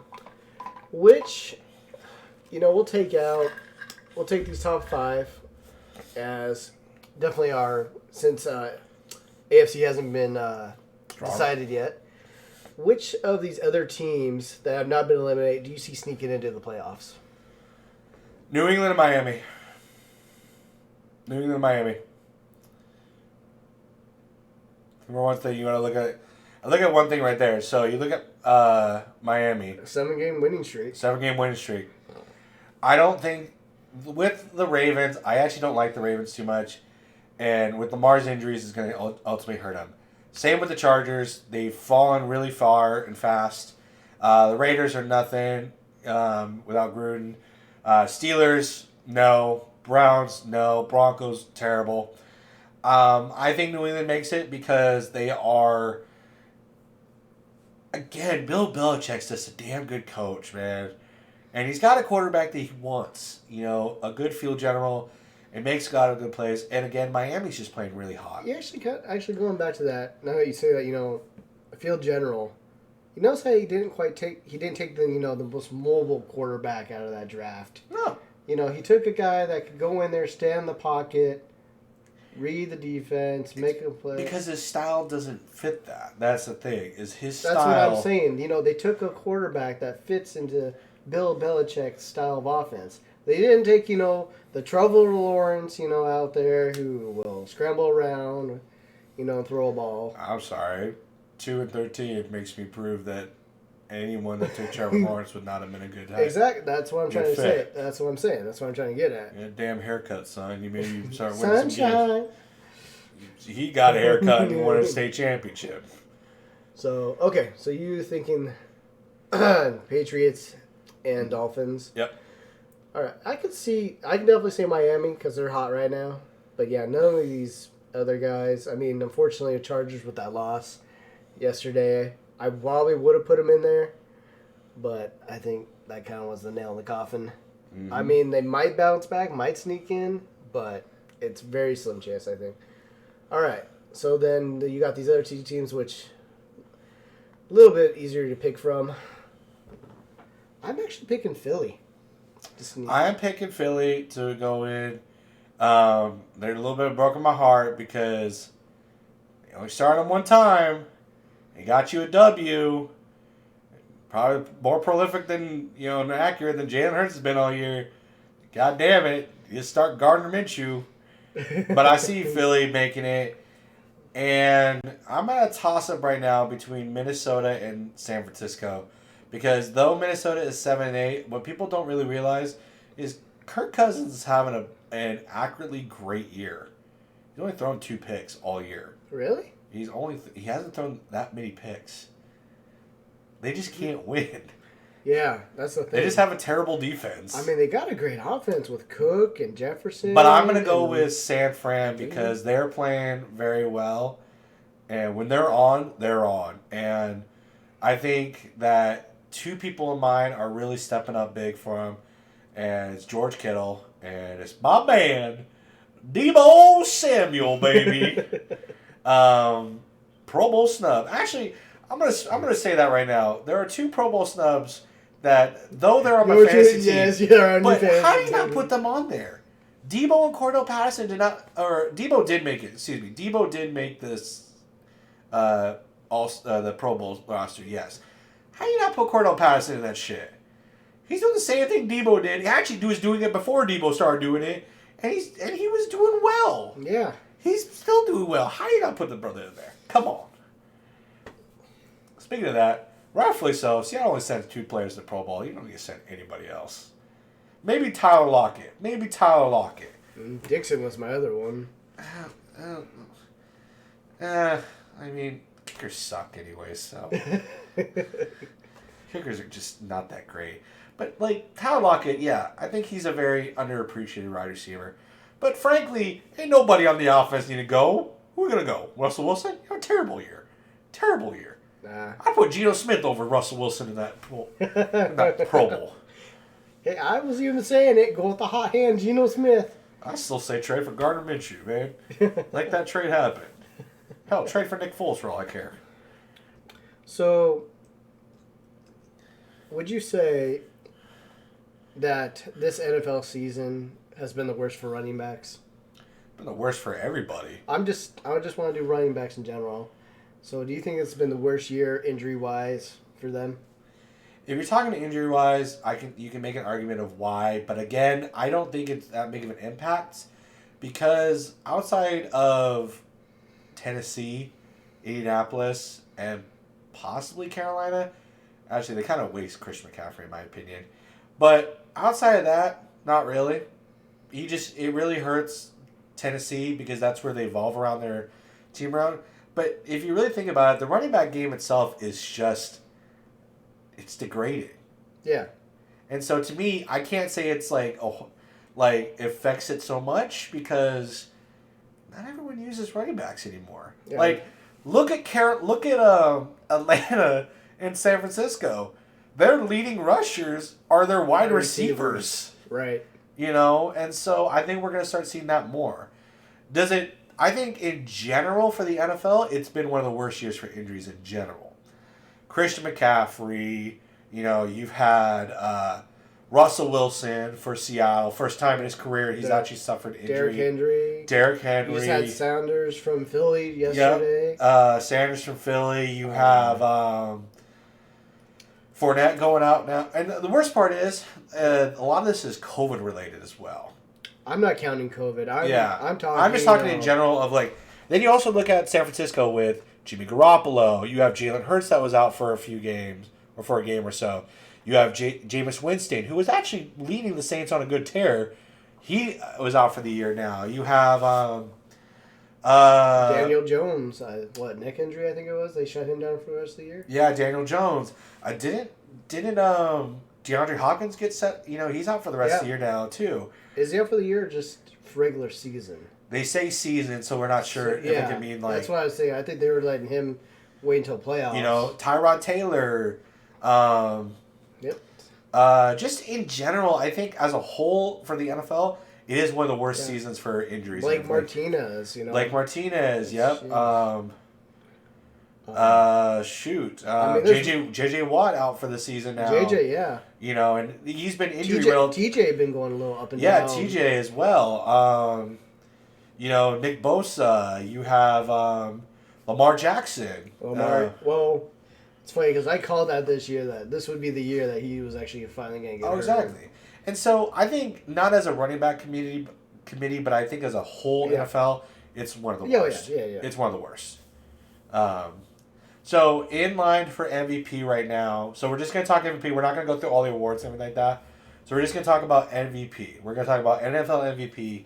So I'm going to give you 4 names that are kind of listed in that category. I'm going to give you 5 names. I'm very curious what names you're going to give me. I'm going to name you 5 names who I think are deserving of nominations for the MVP award, and I want you to tell me who you think it is. Okay. So obviously the favorites are Tom Brady, Aaron Rodgers, Patrick Mahomes. And 2 names I'm going to throw into is Jonathan Taylor and Cooper Kupp. So of those 5 guys, who do you think is the NFL MVP? And again, we're not going to go through every award because there's too many goddamn awards and everything like that. So, actually, I'm going to say right now, it's actually not going to be a quarterback. Okay. And yeah, it's funny because those were the 2 guys you just added, Taylor and Cooper, are going to be my 2. Yeah. Those are actually, I think those guys are actually more deserving for an MVP. Which one? It's really hard to say, but I'm leaning more toward Cooper Kupp. But I almost want to say Taylor because he's both doing it on the ground and in the air. But, you see that so much out of running backs nowadays. being that extra, 6 wide receiver, that outlet wide receiver nowadays. But when you have a main wide receiver guy, just having a great year that he's doing, leading in yards and touchdowns and yards after the catch. I mean, I kind of want to give it to Cooper Kupp. I really think he's more deserving. Okay. I mean, obviously, out of the 3 quarterbacks, if I had to pick one, I would actually go with Aaron Rodgers if I had to pick a quarterback. Okay. But actually, my money is hopefully, and I actually hope he does it, is Cooper Kupp. If not, hopefully Jonathan Taylor. Okay. Yourself. Okay. So I'm opposite of you. There's a big surprise. Oh, shut up. Make me have to agree with you. The reason why I say I'm going against you on that is because does Cooper Kupp make the Rams great? They make them great, but not the reason why they're successful. I honestly think he's their offense, personally. I mean, the reason for their offense. I think because of his high productive numbers, yes. What are you trying to do? This is what I'm going to do. They wouldn't be anywhere near this without Jonathan Taylor balling out.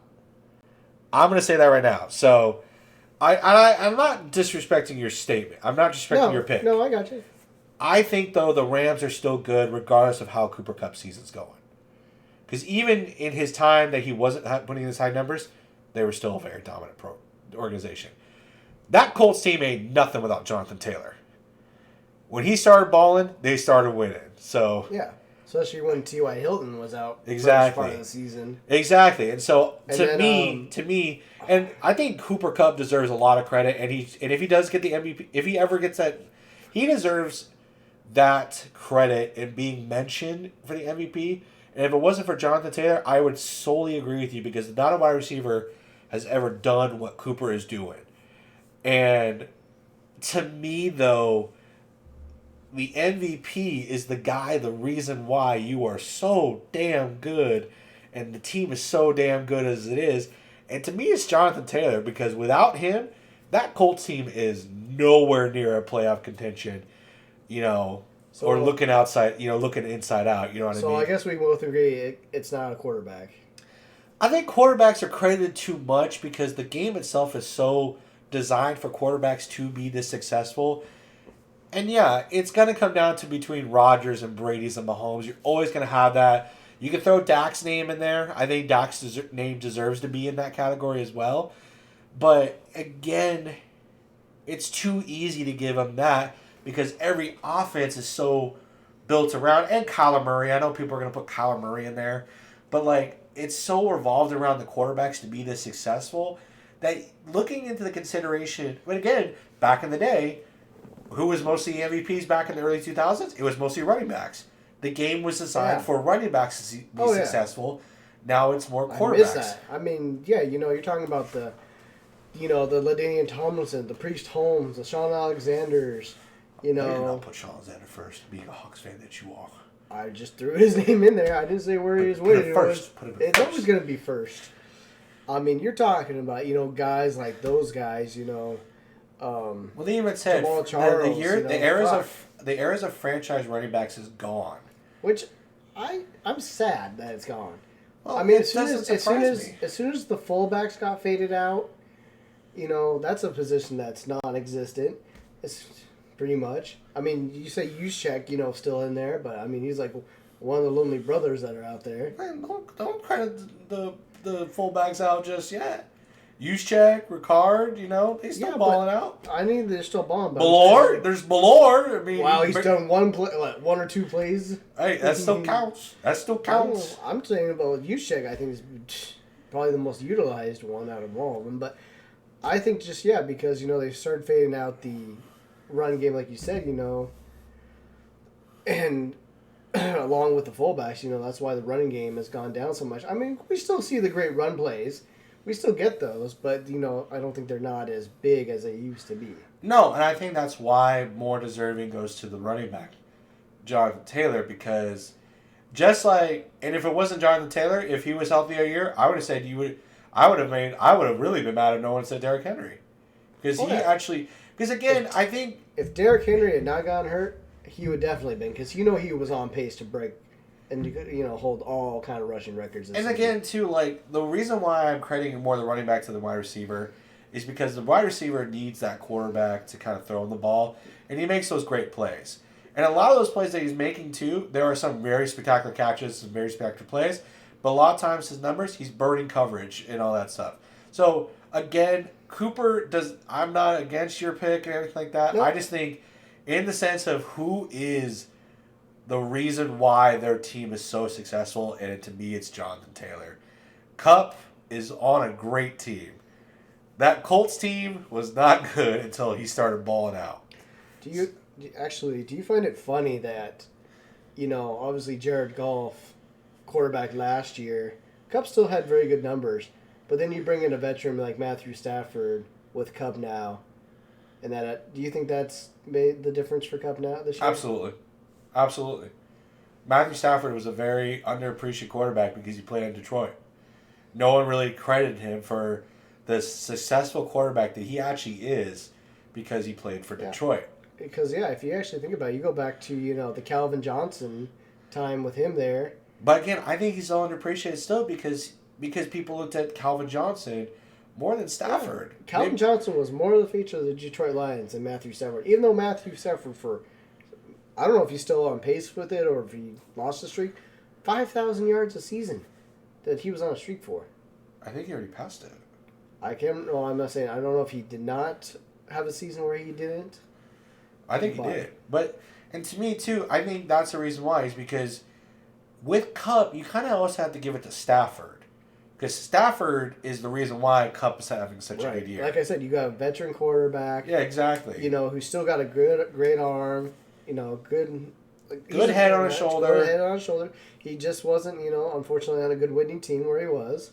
No, and he was very underappreciated in there too. So I thought at first it was a dumb, stupid trade that they got Stafford Rams. I thought it was. They had to get rid of Golf, but I did not think Stafford would help turn his career and help this Rams team still stay as dominant as they have. I thought it was I thought it was a wonderful trade because Stafford needed to get out of Detroit because there was nothing more that man could give that city, and they weren't doing a damn thing to help him out. They'd help him with everything, like getting more receivers. They didn't pay for nothing for offensive line there. They didn't pay for nothing for defense there. They did nothing. Detroit did nothing for that man, and that man gave Detroit everything. Yeah. And so to see him go to the Rams, work with Sean McVay, wonderful, wonderful thing. And again, if we're talking quarterback-wise, I would have to say you're looking at Brady or Rodgers. But I would also throw Dak's name in there. I think Dak deserves... Yeah. If anything, Dak deserves to be most improved because... Comeback player of the year, at least. Comeback player of the year, at least, or something like that. Maybe not not most improved, but comeback player of the year. So, again, I think that's just... that's... And again, people are going to have their opinion. I know people are going to say Kyler, and I just think that more respect needs to go to the non-quarterback positions. Yeah, I agree. Like I said, it's just too obvious every time when they start talking MVP, it's always a quarterback. I think honestly, I'm actually going to say this right now. I think individual awards are a joke. I think they're a joke. Really? Exactly. The Heisman candidate. Doesn't matter how well a person does. Goes to the most popular name. Bryce Young. Who helped Bryce Young, get there? Nick Saban. Nick Saban brought in, these guys for Bryce Young in order to get that. Exactly. But, Bryce Young also needs these guys to help him be successful. But again, my opinion, my thing is that all these awards, especially nowadays, they're not given to the right people. They're giving it to the people that are just the names. Right. Especially you look at Heisman. Do these guys deserve Heisman? Sure, why not? You could say they do. Do they really? Probably not. I don't think Johnny Manziel deserved to be a Heisman. I didn't think so. I never thought. The Heisman hasn't been relevant in my opinion since the days of Reggie Bush, Tim Tebow, Sam Bradford, and that was like competition right there because every year it was always Tebow, Colt McCoy, Sam Bradford. Those guys were always competing for Heisman. Rightfully so. They were the most dominant people in college football. Yeah. Nowadays it's whoever is just the face. Right. Whoever is the face of the team. Whoever's the face of college football, Yeah, you're not... I don't think Spencer Rattler is a Heisman candidate, and every year he's a Heisman candidate because he was a number 1 recruit in high school. Right. Thinking about the NFL, who's their go-to? A quarterback. Mahomes. Brady. Mahomes has a great year. Yeah, Lamar Jackson had a great year. Yeah. Again, why was Wilson never looked at as an MVP, in the years that he's actually been performing well? But where does it always go to? Rodgers, because his team is always up top. Mahomes, because his team's always up top. And yeah, his numbers are always vouched for and everything like that. Brady, because his numbers are high. Peyton Manning, because he's on the top team. You think about the NBA. I think the NBA, especially MVPs and all that stuff for the NBA, are the absolute joke of that. And that's my point, is that I think in personal awards, as great as they can be, they're just so faulty. They're very faulty. And because you even think about in high school, we're not going to name names, but who always got MVP awards? The coach's kid, or always a star player. Like, someone can have a great year, but it's always going to the same kids every year. As great as they are, do they deserve it? Probably not. You know what I mean? The more people were looking at, a great example for awards actually done right is our baseball season in 8th grade. Because we gave it to the right kid in Hainer for most valuable player. We got you for Coach's Award. They got me for most inspirational. And we gave it to a 7th grader who, improved the most. So, teams like that, awards, I think it's need to be more individual, team-wise awards than the whole league. Right. Because, again, why aren't defensive players being looked at as for most valuable players as well? Why isn't Aaron Donald ever being considered for MVP? Right. When J.J. Watt had his great year of touchdowns, swats, and all that, he should have been the MVP. Since Ray Lewis's MVP year, there hasn't been a defensive player since? Exactly. That's where I've always faulted it with, is that they look at, quarterbacks, lead this. I'm sorry. Then why isn't J.J. Watt ever, why didn't J.J. Watt win it when he led the league in sacks, he had the most swats, he had touchdowns as a tight end and as a defensive end?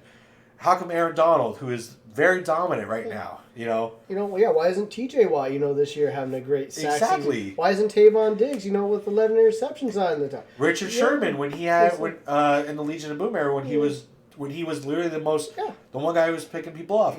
Why did Marshawn never get that love for MVP? Yeah. In that timeline. Why isn't Bobby Wagner, who's getting 150 tackles a season, not? Exactly, and that's my point. Is that individual awards are so faulty because they always revert to the same things, but they never look at the fact of who actually is an MVP, and should it be, and they do the offensive player of the year, they do the defensive player of the year. Okay, take the most valuable player out, because you're giving offensive players too many awards now. When his defense is okay, here's your defensive player of the year. Right. Nope. If you're going to do offense, defense, and MVP, you take that MVP out. Because you're already doing the best offensive player, you're doing the best defensive player, but you're doing MVP, and it's always an offensive player. So you think obviously you're saying none, but if you had to, would you do an offensive MVP and a defensive MVP? Absolutely. I would do that over... Even special teams too? Exactly. I would do that over MVP. Just straight out MVP, break it out into 3 categories. Exactly. I find that fair. Because there's no reason for a most valuable player and offensive defensive player of the year if it's going to go to the offensive player every year. It's a joke. It's an absolute joke. Because every time they talk about MVPs, even... I'm not saying we take away the Heisman. That's a very high tradition. I just think look more into that. Look really into that. Because, again, why was Colt Brennan in 2008... It was so, like, he threw for 58 touchdowns. We have guys in Houston and San Diego State and all these other schools, right? They're breaking the touchdown records for most in a game, in a season, all that stuff, right? They've been nominated for a Heisman. Have they ever won it? Absolutely not. Because they don't go to a big enough school to actually introduce exactly. I was just going to say, but not a big enough school. Yeah. You know, you gave it to Cam Newton in Auburn. In any year, that would have been a great pick. But how do you not give it to LaMichael James, who was running through everybody? You know, I think the one year that it's like, okay, you could have gone to either one was when it came down between Vince Young and Reggie Bush in, you know, the year that they went to the national championship. You could have gave it to either one of those dudes, and it would have been a perfect pick. Right. Because Reggie was the most dominant college football player at that time, but Vince Young was so unbeatable at Texas, it was ridiculous. Yeah. I mean, and I still think in that situation, yeah, you know, Vince Young got the championship, Bush got the Heisman. Yeah. And, yeah, give him his Heisman back. Yeah. So, we're going to take a break real quick because we're just going to use a break real quick. Yeah, we're about halfway through, and we're going to get into some topics that probably won't take us long to talk about anyways. Yeah. So, we will be right back.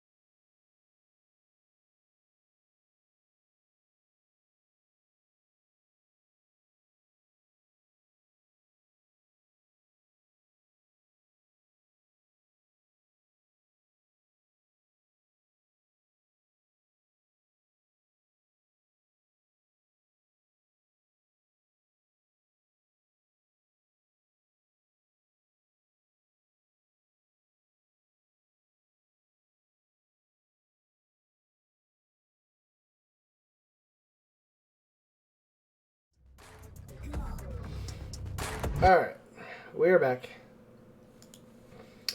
All right, so we're briefly going to talk about baseball here real quick. We didn't get to do, unfortunately, our end of the year for baseball after the World Series, so pretty much congratulations, Atlanta Braves, Freddie Freeman, well-deserved, longtime Brave fan. Honestly, the only thing I have to say is actually probably just talk about the Mariners, our home team, and I have hopefully high expectations going into next season. Pretty much the same thing. Again, congratulations to the Atlanta Braves on winning the World Series and everything like that. And then the Mariners, what a hell of a season you guys had. Coming back to almost making the playoffs. High expectations for them going forward, especially with the accusations they had of Adam Frazier and Robbie Ray. We're hoping to see some great turnaround for the Seattle Mariners. Shohei Ohtani, well-deserved name for the MVP. Bryce Harper, honestly, again, that's my statement, about MVP awards and stuff like that.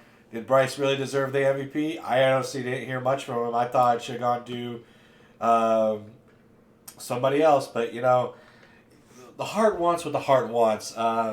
Which is funny because I was looking up Heisman, looking up stats for Bryce Young. And he threw for 43 touchdowns and 4 interceptions. He was the second highest in touchdown passes. But there's a guy in the school from Western Kentucky. Let him do a 9-5 record, mind you. It's not a 12-1. He threw for 62 touchdowns and threw for almost 6,000 yards passing. Did he get a Heisman nomination? No. All because he's in a lower school. Exactly. So that's right. Again, Shohei Ohtani deserved the MVP this year. Outside of him would have been Vladimir Guerrero Jr. Yep. Like, you could have gone with either one. I was actually thinking Guerrero was going to take it over Ohtani because his team was closer to the playoffs than the Angels were. But then again, Ohtani changed baseball for being a pitcher and a hitter and just had a great season. And I think in the NL playoff, you just gave it to the guy who, by name, by committee, here you go.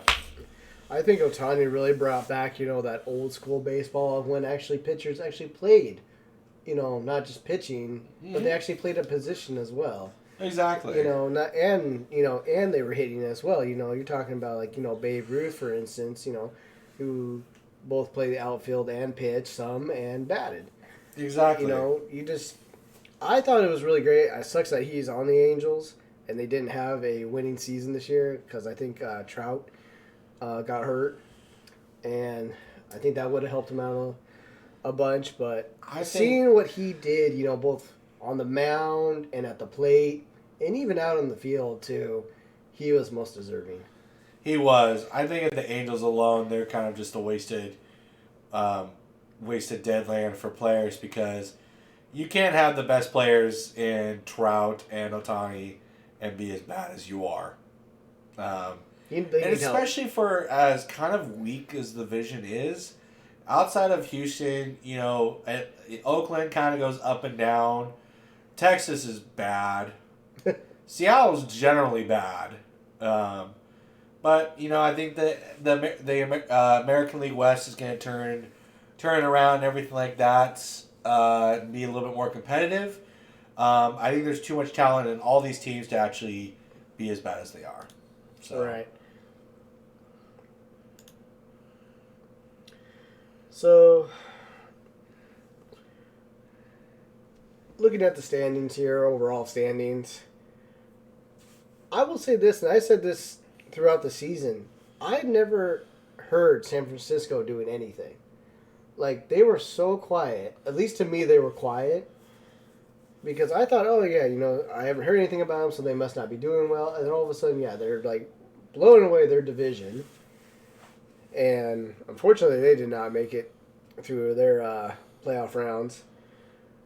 But, 107 wins is nothing. Even just to get 100 wins in a season in baseball is a great achievement for a team. It is, but if you look at the unfortunate side between the three teams that have won 100 games, they didn't go far in the playoffs. Yeah, right? They did not go far in those playoffs at all. Chicago White Sox was another team, too, that I was surprised at how well they did until I looked at their standings. Yeah, I think you can honestly, with these teams and everything like that, like the San Francisco, the White Sox, even the Braves, because, I mean, even look at the Braves, overall, they're below the Mariners, who didn't even make the playoffs. Braves were a team that they started off not so good. They lost a lot of starters at the beginning. Then after the All-Star break, they got super hot. They literally had to get super hot after the break to actually get into the playoffs. And then they ended up going all the way, and they won the World Series. Yeah. I mean, they are like literally the Cinderella story, of a team. Yeah. I'm trying to think of another one, to be honest. I mean, Cinderella stories. I'd also put the New York Giants, who beat the undefeated Patriots, as one of the bigger Cinderella stories. I'm just saying, of this year. Oh, for baseball. 100%. 100%. For baseball, I'm just talking about for baseball in general. They were the 100%. team that they did not look like they deserved to be in there. That they shouldn't have been in there at all, and they proved everybody wrong. Exactly, I agree with you on that. So, there's not really much more we can talk about baseball, obviously, with it not being baseball season. So we'll go ahead and jump into the NBA. And I know you're not really big on following the NBA and everything like that. I'm a little bit. I'm trying to get better with NBA. I mean, to me, there's a few points to take of this and everything like that. And obviously, we're looking at standings and everything like that. I want to make a quick note, and this is my personal statement. I don't care if y'all want to cancel us or whatnot for me statement. I think LeBron's a joke.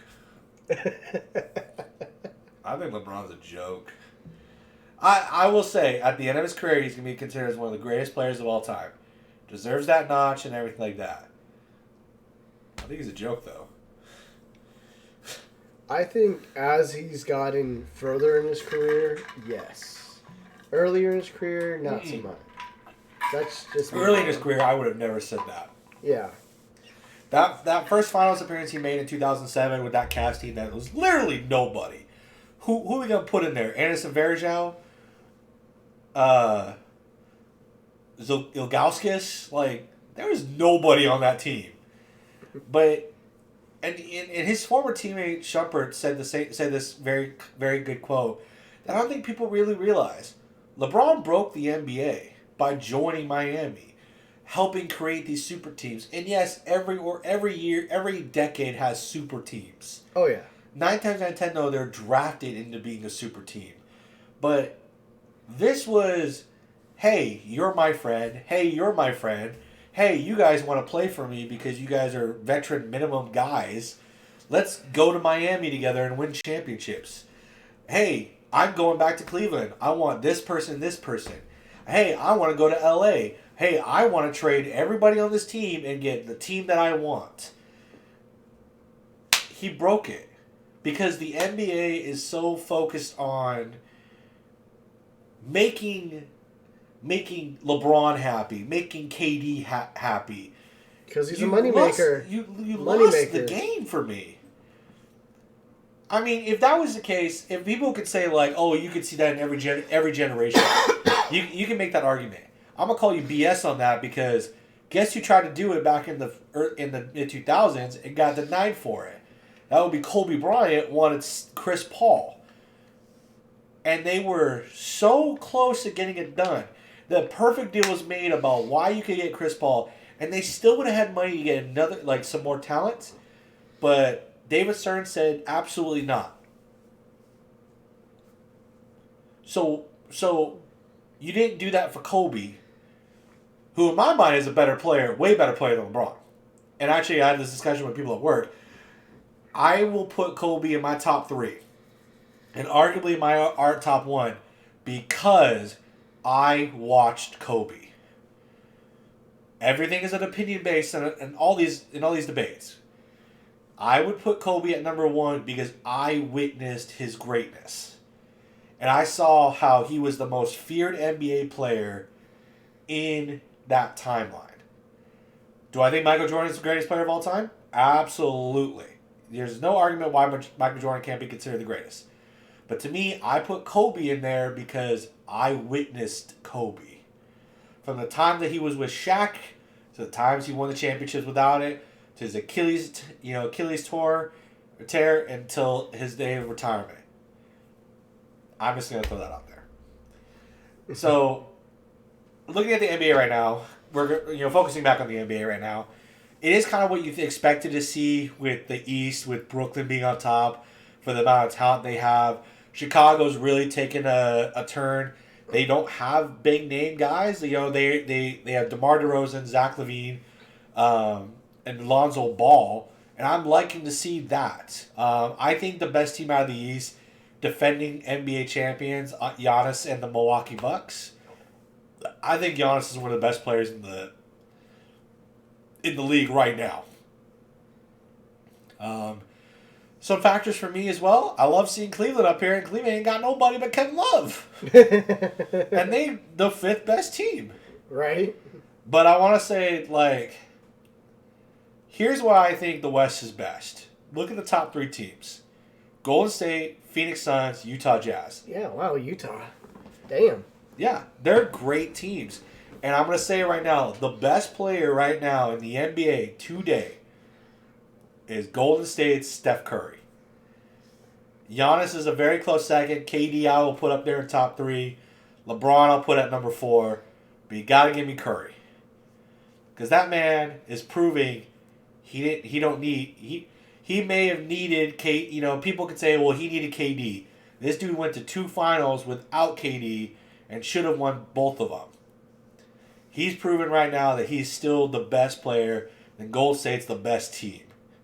So, I really want to see it happen. I would love to see Golden State come back. They got Klay Thompson coming back from injury. He's a former Coug. He's a former Cougar. And, Phoenix had a great run last year. Unfortunately, they lost in the finals. But again, that was a great finals in my opinion. I said this many times to you. I don't care what team wins this. Honestly, yeah. Whoever would have won it would have been fine. I was happy with either one. I was more pulling for Phoenix Suns with Chris Paul. Chris Paul. I was actually pulling for him because he was the older vet out of the whole, out of both teams. Been around and his career's almost done. Yeah, and his career's almost done. This would again a great staple. To add to his resume for his. Absolutely. Probably a Hall of Fame career. Oh, yeah. And the thing is what would you have over John Stockton, So Chris Paul is considered one of the best point guards outside. And again, totally biased. I think the best point guard of all time is John Stockton. Because that man was a true point guard. He wasn't flashy, which Magic Johnson is, 4th for me. Is 4th. But, when you think of top point guard, you think of Magic. Obviously, I put Gary Payton up there. If you're a Sonic fan, you put Gary Payton up there. Arguably the best defensive point guard and one of the best defensive players ever. But one thing that would help Chris Paul, like you said, in his Hall of Fame career, that would have put him over John Stockton. John never won a ring, and so far Chris hasn't won either. This would have helped him. And it would have been Phoenix's first ever NBA championship. Yeah. But I couldn't be mad because watching that Game 6 with Giannis dropping 50, that dude took it on his shoulders and won him a championship. And that's showing true greatness right there because he has a great team that they built with him. They didn't build around him because they didn't think that he was going to be this star player.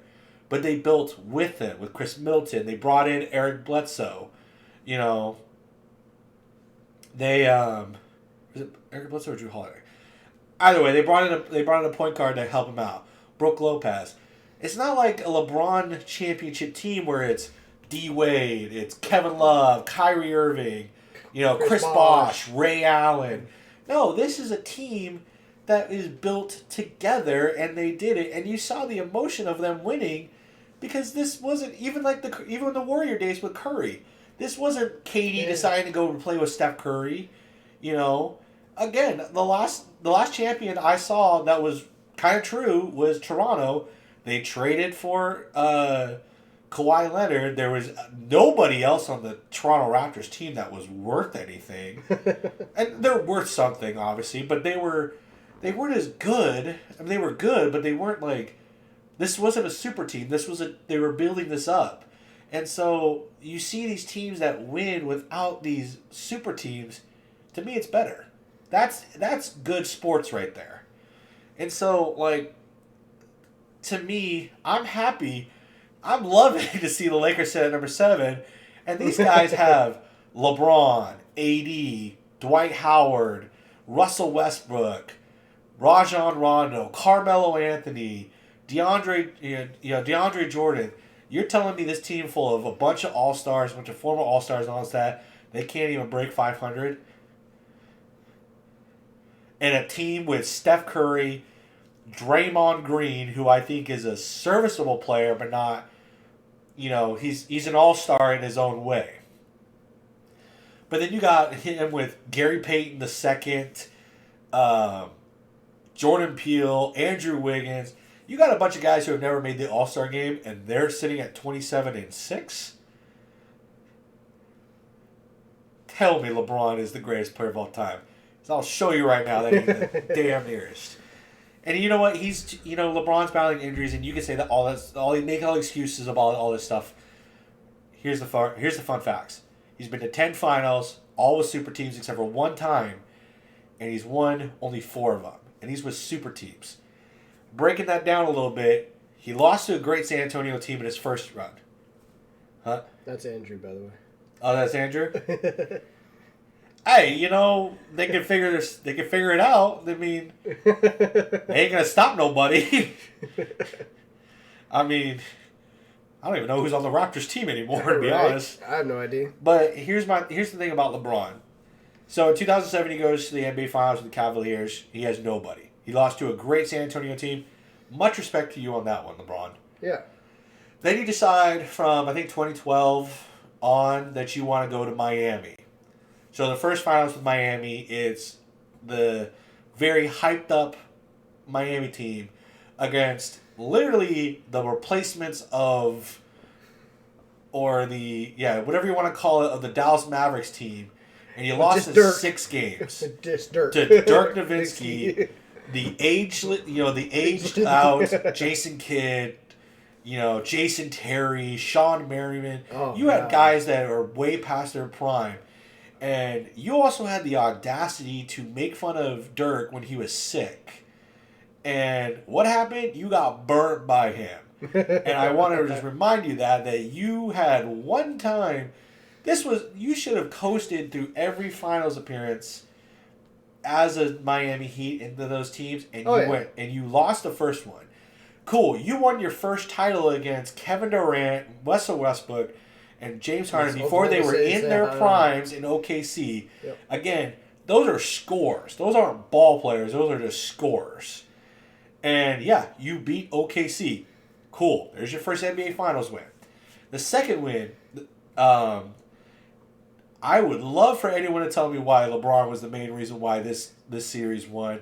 You were down 3 games to, was it 3 games to 2 or something like that? I think so.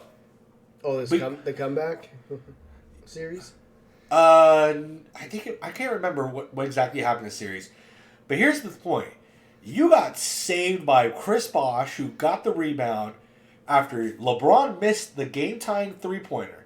So this is one of the best plays in playoff history. So LeBron goes to shoot a 3 to tie the game. He misses. Chris Bosh, I think it's like Chris Bosh and like 2 Spurs players. He out-rebounds them. He shoots it out to Ray Allen, and Ray Allen ties the game. And then Chris Bosh makes a block to win the game for him because they get the ball back and somehow score again and all that stuff. And then he blocks, I think, Manu Ginobili for the win. Such an underrated player. Exactly.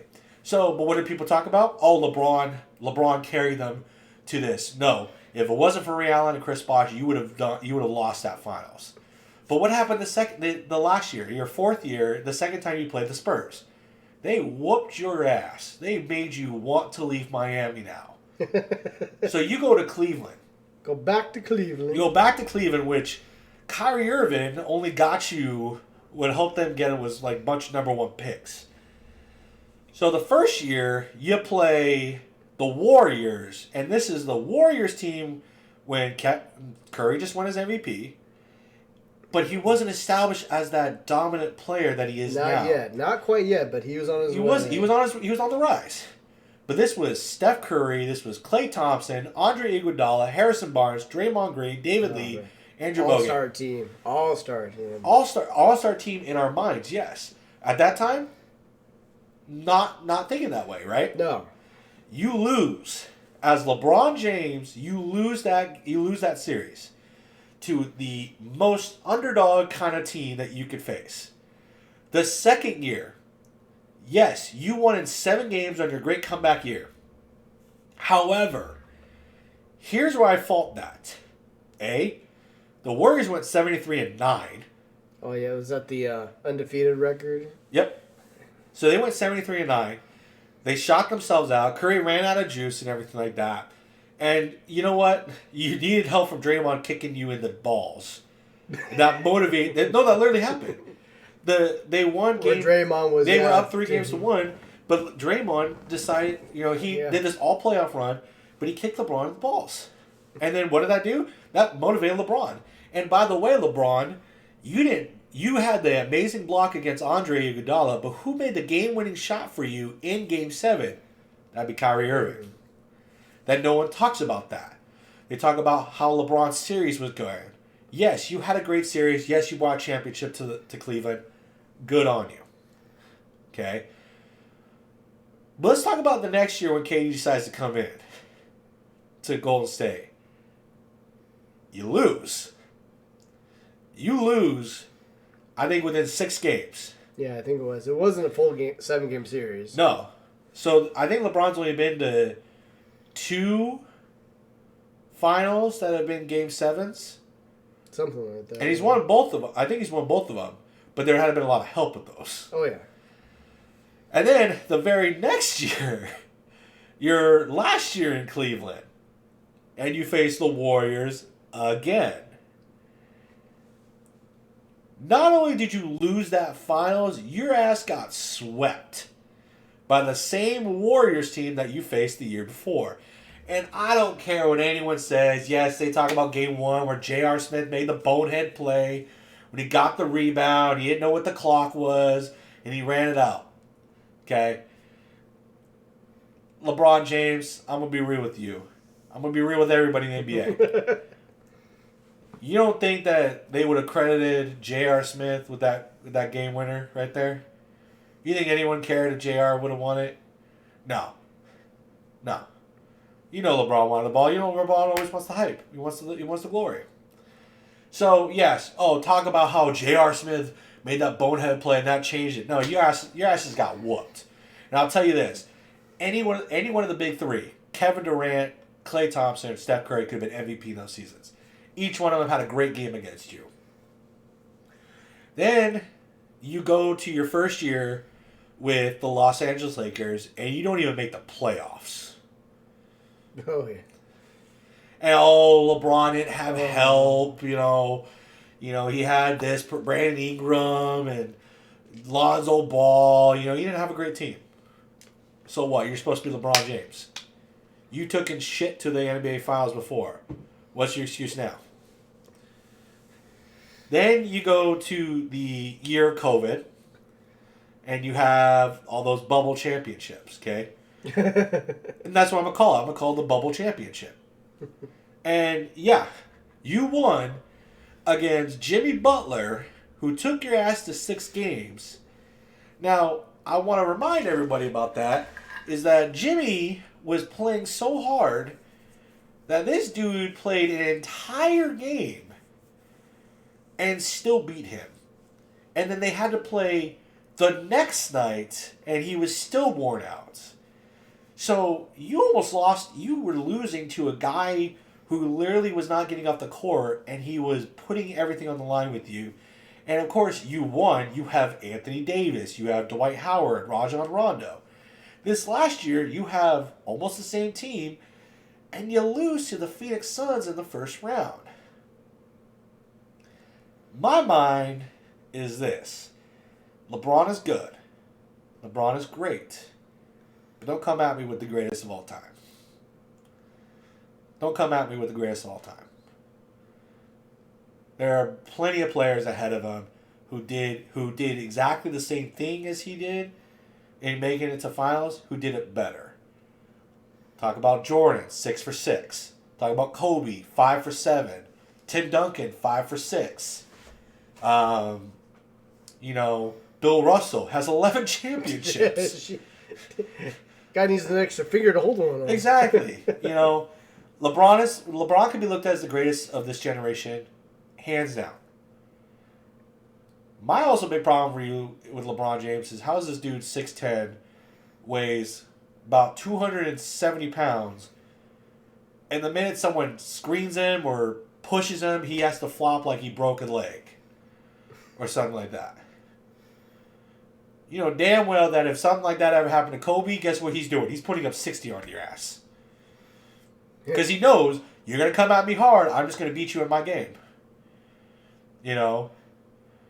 You can talk about, like, you outweigh more than a lot of NBA players right now. Last person to do that was outweighed the most people in the NBA was Shaq. And what did Shaq do? He just smacked down, dunked on your ass. Put the Shaq junk on their faces, too. Like that to me is like... Did that every time we went up to dunk. Exactly.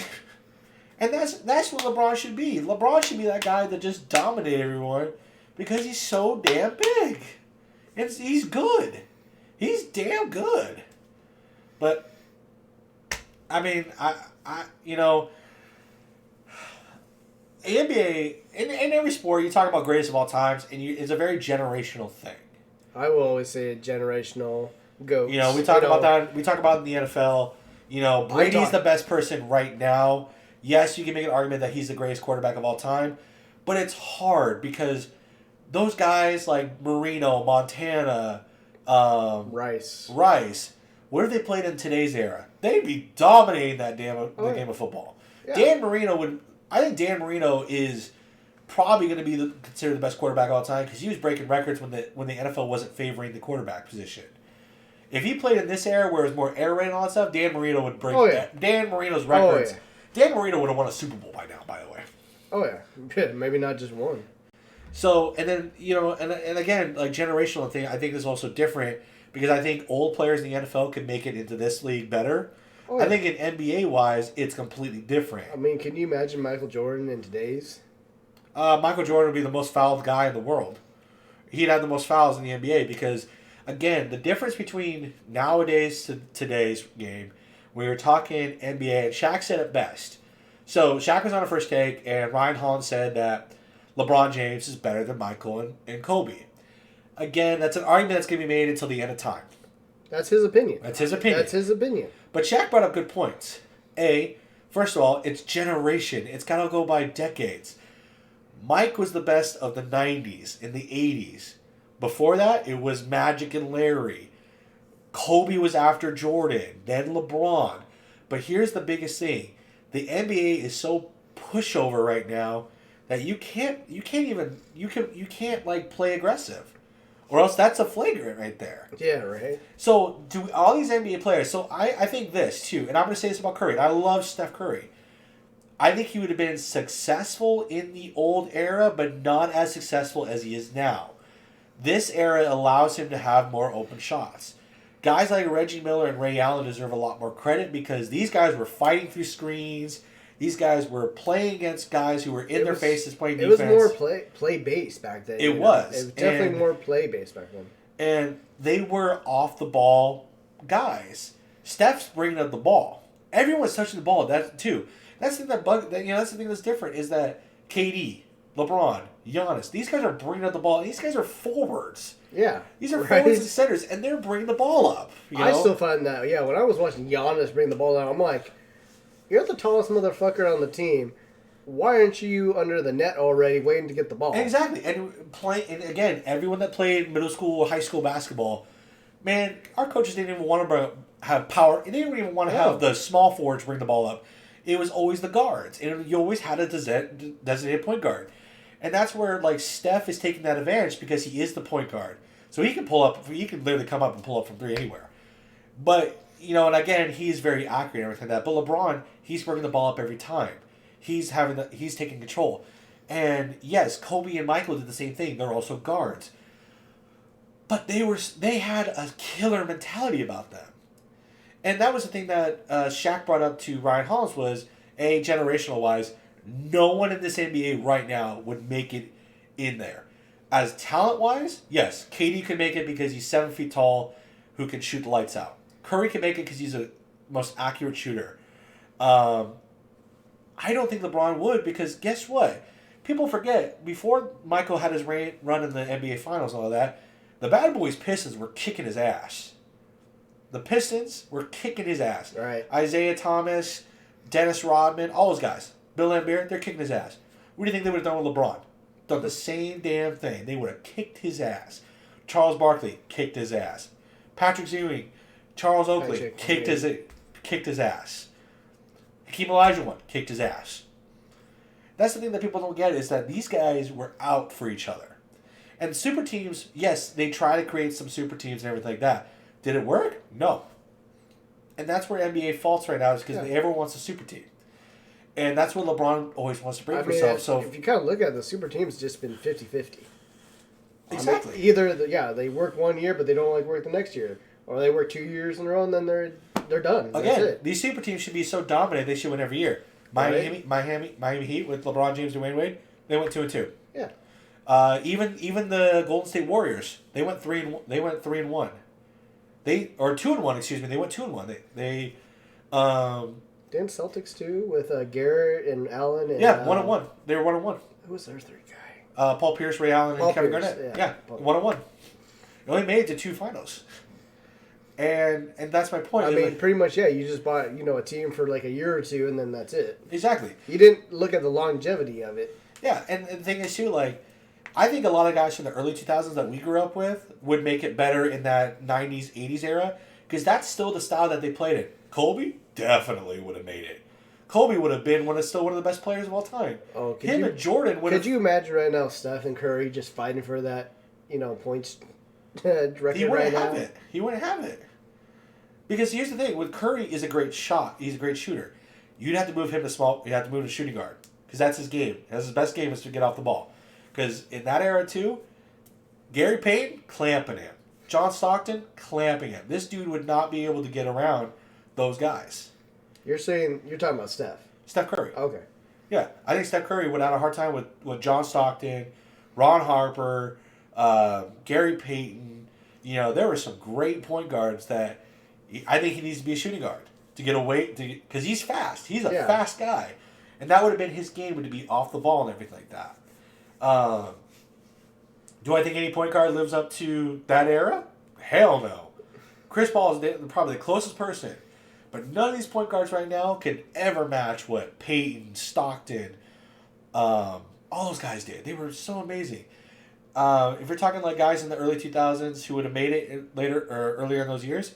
Kobe, absolutely. Kobe would have been one of the best players because he had that mentality of just being the best. Steve Nash, yeah, because that was his style. He was a true point guard. Yeah, he was. Dirk Nowitzki, I think he would have, because Dirk was a very talented player and shooter, and he also played aggressive. Even though he was tall and everything, he didn't quite have the physicality like Shaq did, but he used that, He used the advantage that he was tall and he'd shoot. Yeah, he used that, his height, literally actually used his height. Yeah. To get, points. Actually, and he was a pretty decent three-point shooter. He was. For a center. Yeah, for a big man, he was great. I don't think guys like Vince Carter might have. He was just a really good dunker, but I think he would have done. Because he was still aggressive. Allen Iverson played a little bit of time in that era against Michael Jordan and all that. He would have made a great player there. Oh yeah. I think he's one of the most underrated players. He is. But do I think guys in their primes now would they have made it? LeBron? No. I think the NBA is way too easy on him right now, and back then it was so aggressive that he would have need to be like Shaq now or back then. Use the size against you, and you might have had a chance. KD, if he could stay open, yes, he would have burned everybody. But if he had to play aggressive, nope. Curry, it's a long shot. Kyrie Irving, hell no. Kawhi? No. There's not really a lot of people except for Chris Paul. I'll give Chris Paul that mark. But a lot of guys... everybody right now, you take Chris Paul. And to play in the 80s? Play in the 80s. Absolutely. I agree with that. I agree with that. Oh, no. I take one other person. Because he proved it. Giannis. Really? Giannis can play aggressive. Giannis plays what he's supposed to. He's a forward. He's a big, burly dude. And he uses that to his advantage. He like when we saw in the NBA Finals, this dude was driving to the lane. He wasn't pulling it for a three. He was driving to the lane, drawing fouls, getting on the free throw line. And this dude was like he missed like every free throw shot in the game before. The next game, right in practice, he was practicing free throws. And he was perfect. This guy would have fit perfectly in it because he knew exactly, I'm an athlete. I'm a big guy. I'm an athlete. They're going to play aggressive with me. I need to play aggressive back. That's Giannis would have done the same thing back then. Another person, probably Jimmy Butler. I'd probably give Jimmy Butler. Because, again, watching him in the finals the year before, he gave it everything on the line. You know, I'll be honest. Like, I have probably not watched an NBA Finals since probably the Big Three in Miami. Anytime the finals came around, I was kind of like, whatever. Oh, LeBron's because it was always LeBron. LeBron's in it. Oh, Curry's in it. Oh, okay. Oh, look, the Mavericks are in it for one time. Or, oh, wait, hey, look, the Celtics are back after, 70 years. Whatever. But I will say this. For some reason, this year's finals made me watch it. I think I actually ended up watching 4 of the games. And I was amazed at how Giannis what he was doing. He's like that offensive player in NFL that, just is that go-to guy that, you give him the ball, he's going to make a play for you. I mean, he was that guy, and I just couldn't believe I'm watching this guy just almost single-handedly, defeating, taking the Suns out. Well, the game 6 that they won. I mean, didn't he score like what, 40 something one game and almost 60 another? He scored like almost 40 in game 5, and then the last game 6, he scored 50. He took it all upon himself. Yeah, I mean, again, you could say, "Oh, that's ball hogging." No, the dude was that. This is the difference. This is the finals. Difference. That's the difference is because LeBron has to have the ball, right? He has to. No matter what team he's on, he has to be the guy. It's always that way. It's always LeBron James. Giannis took it upon himself because, you know what? He says, we are winning a championship. And you can say, like, oh, maybe he's being a ball hog. No. This dude wanted it. This dude wanted it more than anybody else.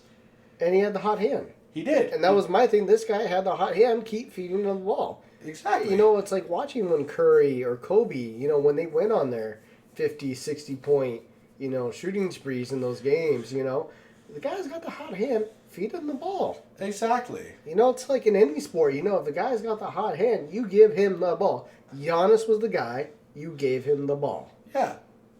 And he didn't always bring the ball up. He played his position. He played his position and got it. And again, I think the best 2 players in the NBA right now is Steph Curry, because there isn't in this world of NBA and how they're shooting, he is the best shooter you'll ever see.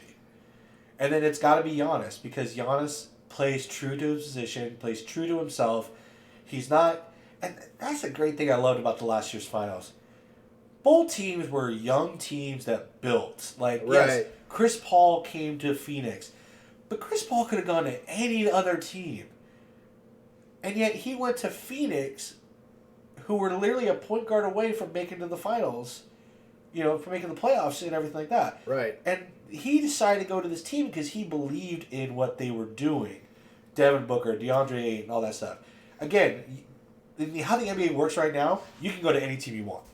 You can literally say, I want out of my contract, you can go to any team you want. Right. Chris Paul could have went to Los Angeles. Yeah. But you know the reason why he didn't go is because him and LeBron wouldn't work out. Because one thing is different. Chris Paul plays like he plays in the 80s, like he would be in the 80s and 90s.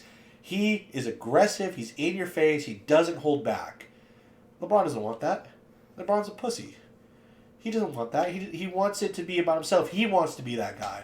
But when someone's going to call him out, he doesn't like that.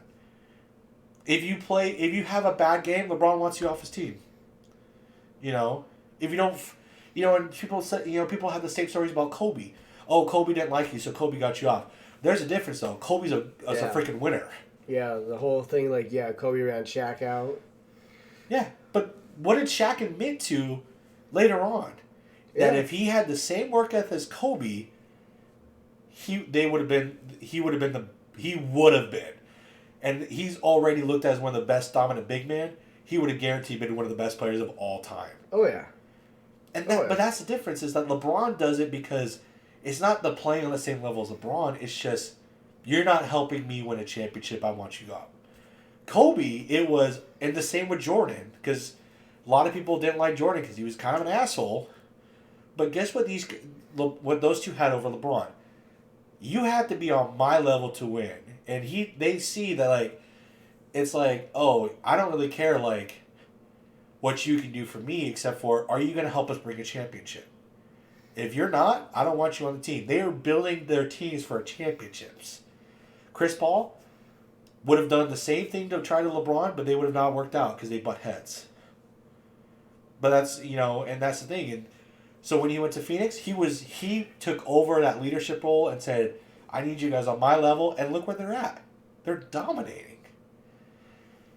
So, again, that's my spiel on the NBA. I've been wanting to talk about NBA for a while because I just want to make a point out. And again, Space Jam 2 was a horrible movie, by the way. No, I agree with that. I didn't much care for it. Also proved I actually had to watch the original Space Jam after I watched that one just to try to erase that movie out of my mind. It should have been never made. And literally, it was a dumb concept. It was a cool concept because it's adapting the video game world. Yeah, playing to that. Playing that to the creativity of a video game. Yeah. And to have his son be a game creator and all that. So that was cool. And it was cool seeing all the different worlds in the WB universe. And, you can go to Harry Potter world. You can go to, DC world and, all that stuff. That was cool to see. Oh, yeah. It was cool to see the Looney Tunes. They obviously are still cracking me up to this day and all that stuff. But it was such bland acting. You could say that Michael Jordan, Space Jam, he was bland in acting too. But one of the things that was different was, again, this is so funny. Is why it also makes it that I like Michael Jordan, LeBron James. What did LeBron do before the Looney Tunes said we were your team? He wanted the Iron Giant. He wanted Superman. All this shit, right? Yeah. King Kong. He's like, you need to be a super team. You need to play on my level. Michael never once said that to the Looney Tunes, man. Right. Again, you can say all this crap about, it's a movie and all that stuff. But again, it just showed. LeBron wants it about his way and all that stuff. Mike was just out there okay, I'll help you play a basketball game. And yeah, in real life, he's pushing his teammates. But, he didn't go up and say, I'm pretty sure Mike would want that super team.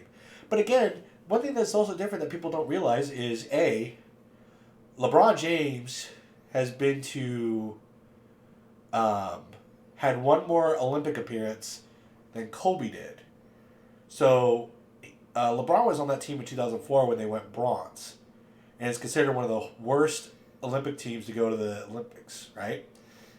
The next time around, they had Kobe. Changed the whole dynamic. They won 2 straight gold medals with Kobe Bryant.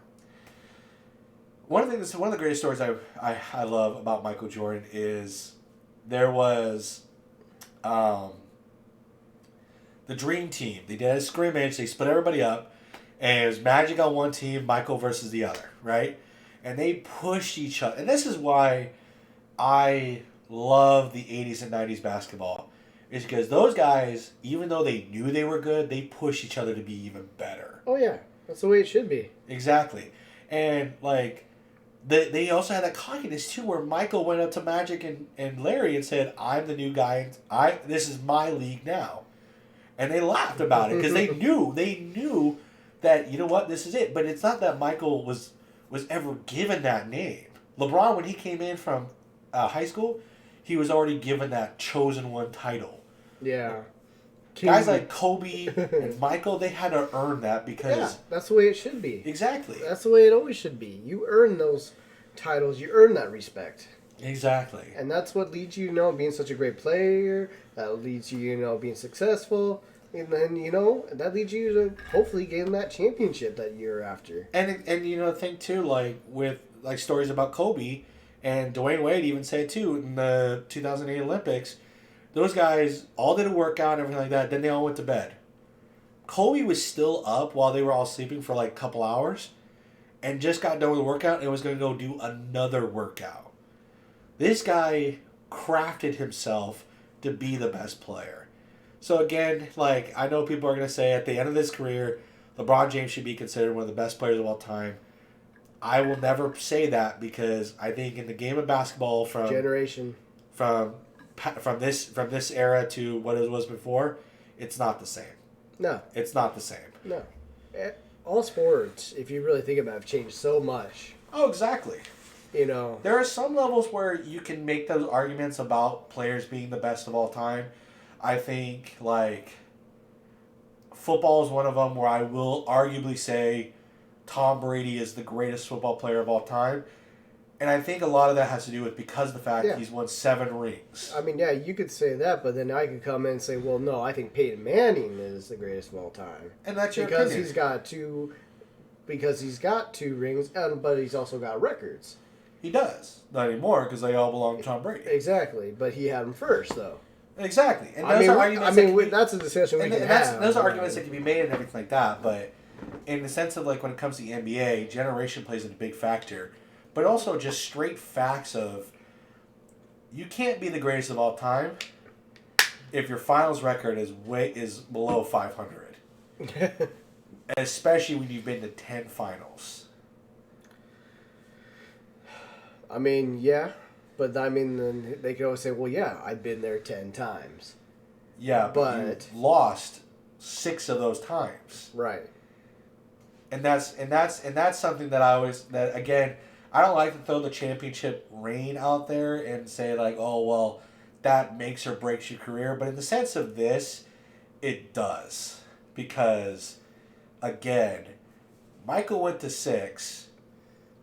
He only went to 6. And you're lucky. And NBA should be lucky that he took those time off and, all that stuff. But he went to 6, won 3, took a break, won 3 more.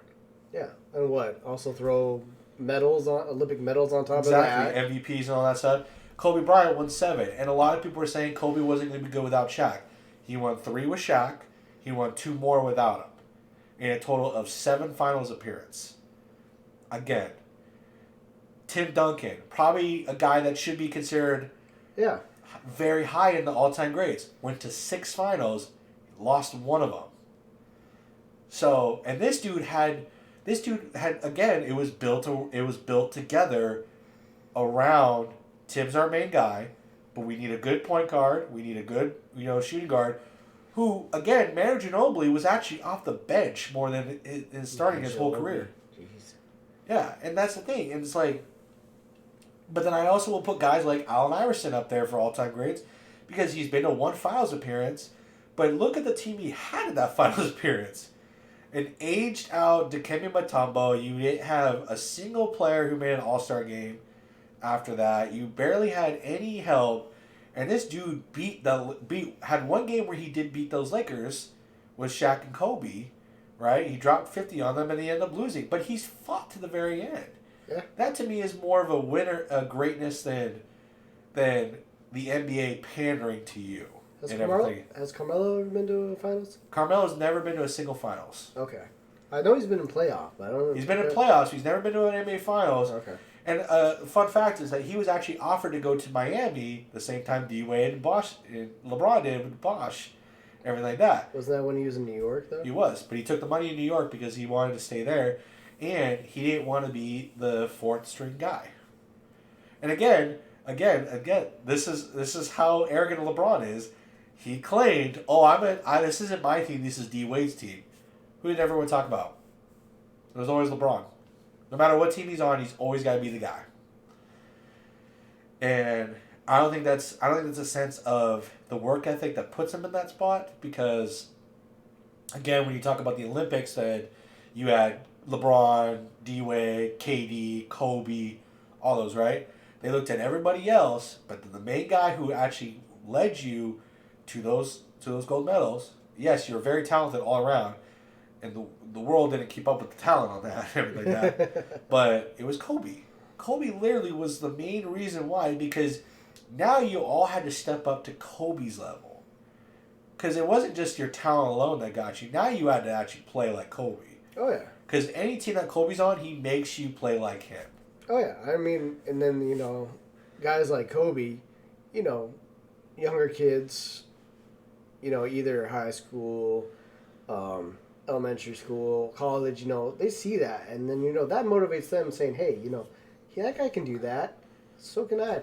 Exactly. If I put in, that time, that work ethic, that works to my advantage, they can do that. Well, a lot of guys, even when we were growing up, we idolized Allen Iverson, Kobe Bryant, because these guys not only were just so great at the game, but they were such good workers. And they crafted their material, they crafted their game.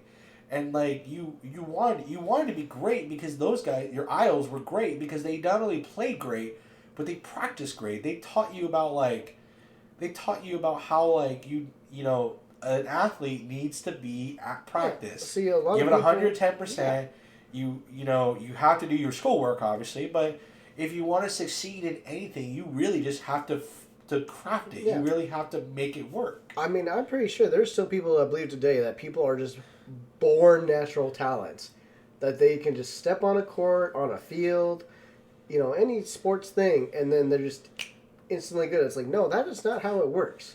Well, and that's how it works nowadays in the NBA, in all sports. And that's how you look at a lot of guys in the NBA, from LeBron to KD and all that stuff, right? These guys are coming onto the court. And you know what? This is why I put... And I'm not going to put KD in that category because I don't know that. But I'm going to say coming out of college and all that stuff. So I'm going to take when Curry and Giannis entered the NBA to LeBron and a Kyrie Irving. I'm looking at the list right now of people I can really utilize for that. So I'm going to take those four. So Kyrie Irving played for Duke.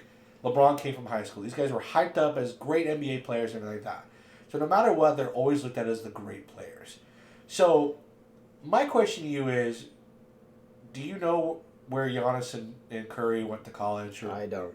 So Giannis is from Greece. So he got drafted from Greece. Yeah. And Curry went to Davidson University. So... California? I don't know exactly. I think it's Eastern. I think it's okay. I'm not entirely sure. So Curry got on the map when he led them to an NCAA tournament. And Davidson's not a big NCAA going tournament game. And granted, yes, he is the son of Del Curry, who was a former NBA player. So these guys, when they came in, were looked at as too skinny, too small, not a great player and all that stuff, right? Right. So right now, why am I saying that these guys who came in the NBA as not franchise players, why am I saying that they're now the best players? Because their work ethics, they're not only God-given talent, but they worked at being better. Guys like LeBron, I don't have respect for because since his time in high school and since he, since he joined the NBA, he was considered the greatest of all time. And this dude is, again, having a great career in the long run. And you may work hard and all that stuff. But again, I like the players that don't have that recognition going into the professionals. You know, that big hype. Yeah. Why not look at Tom Brady? Guy was 197th pick in the NFL. Yeah. Now he's one of the greatest all time. Joe Montana, 4th round pick. Exactly. You know, guys like Peyton Manning, obviously you knew he was going to be good because you watched him growing up, you watched him in college. He didn't have a great rookie year. He didn't have a great rookie year, but he was also a guy that was building players around him to be better. And so, like, much more respect for guys who, yes, they're good. They're great players in college. Now they're in the NFL or NBA or whatever. Can they still be good?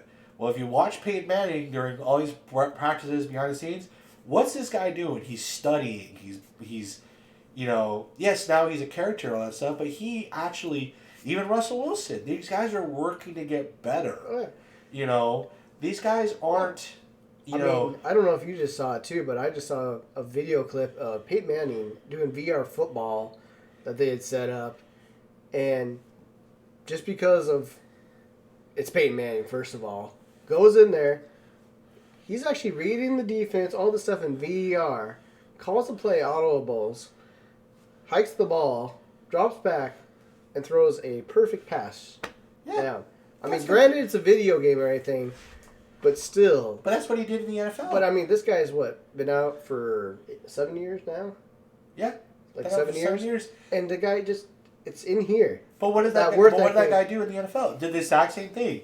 He knows how to read a defense. Yeah. Or even fakes him out by just saying "oh," because he's just kind of a jackass like that. I mean, how many hours do you think he spent studying a playbook, watching game tape?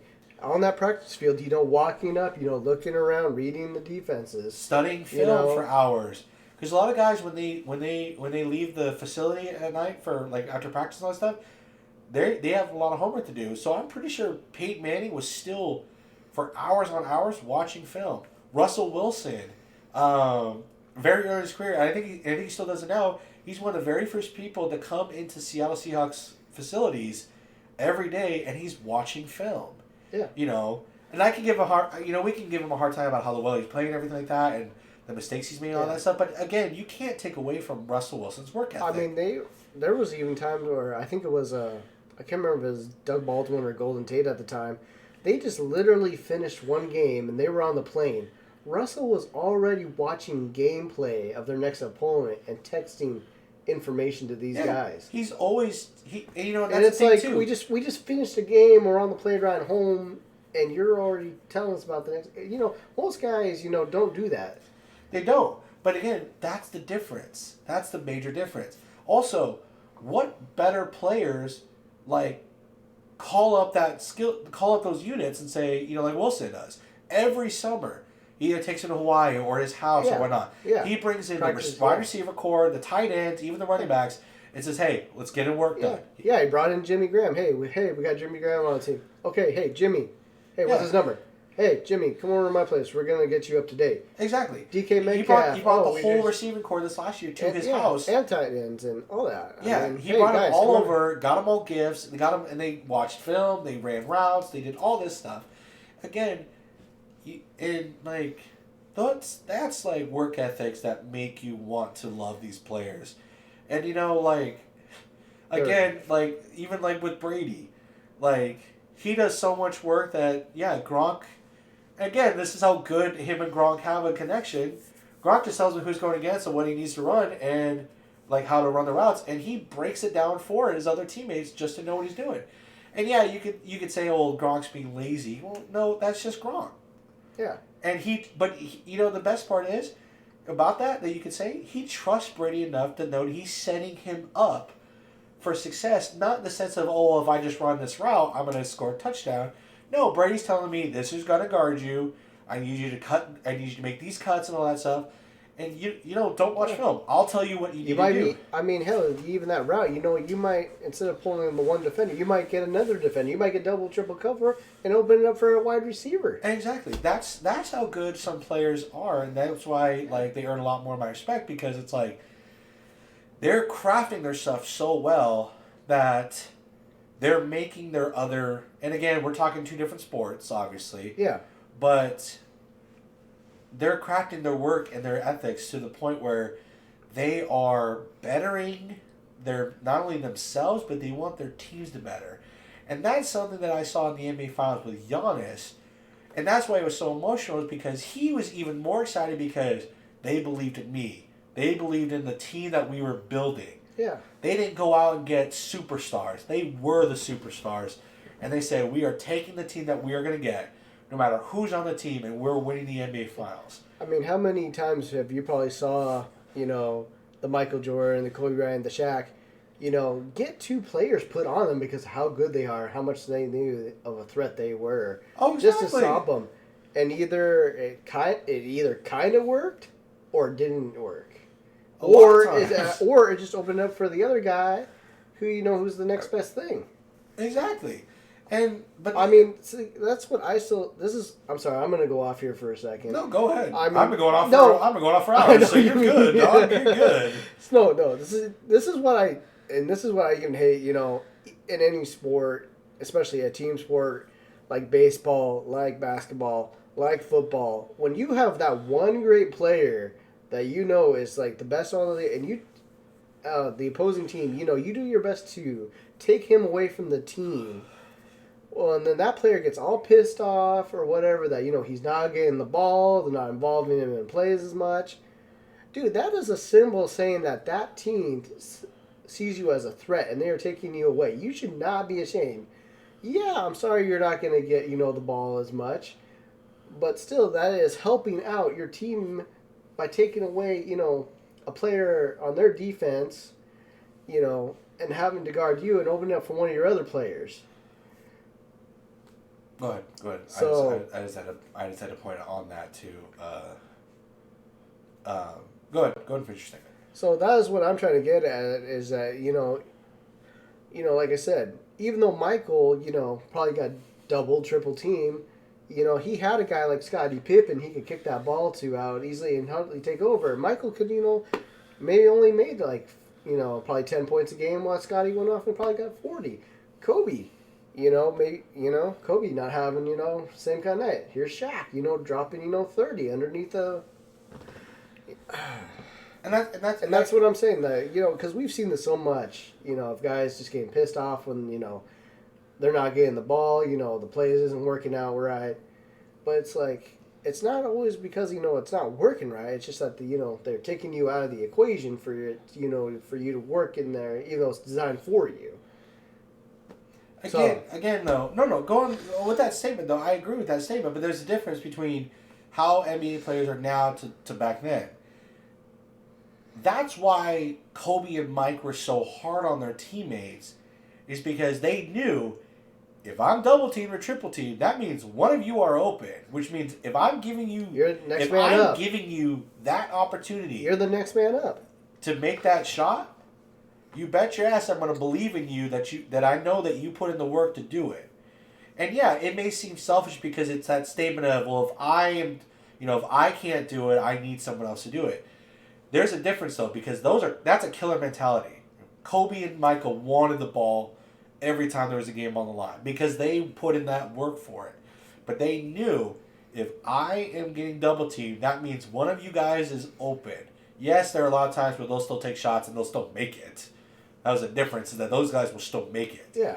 But they want you to work so hard that you can't pull, a second person to cover Kobe. Because if you do, Kobe's going to hit that guy and make it. And that's the big thing that people don't realize about, so Michael was always a killer. And every year that he's played, except for maybe the years with the Wizards, he was the killer. Kobe was the killer. But he started finding more success when he started being not only the greatest shooter, but then he started becoming the greatest teammates. A lot more assists, everything like that. And again, that's where things started to change, because Kobe's like, I can't do it on my own. And I don't, and yeah, I would love a super team. But you give me guys that are going to work with me. Right. And that's where you really have to pay more respect to these guys, because it's like, Kobe had a Pau Gasol. Pau Gasol was not a top 5 player. Top 15? Okay. But not top 5. But what did those guys do? Pau worked with Kobe. Ron Artest worked with Kobe. Derek Fisher worked with Kobe. And they competed with each other to make them on that same level so that it wasn't just Kobe. It was Kobe and the rest of the guys who were going to play at that level of Kobe Bryant. And I think that's a big fault is because, yes, they knew to give the ball to Kobe. But they also knew that if they needed to step up, if Kobe was having a bad game, those guys need to step up. It wasn't the fault of if LeBron's having a bad game, the team just sucks all around, right? No one's going to step up. And that's the biggest difference maker is that if, like, again, greatest players of all time, I don't put LeBron there because LeBron wants it to be about him, and then if he doesn't get it, everyone else is going to, the team just falls for it, right?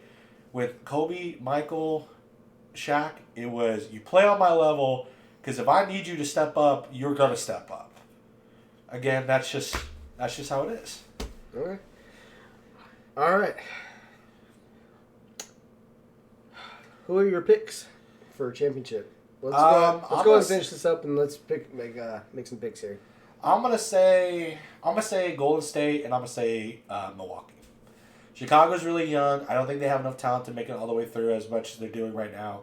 Brooklyn has a lot of head cases with Kyrie now being active to play in every game that's outside of New York.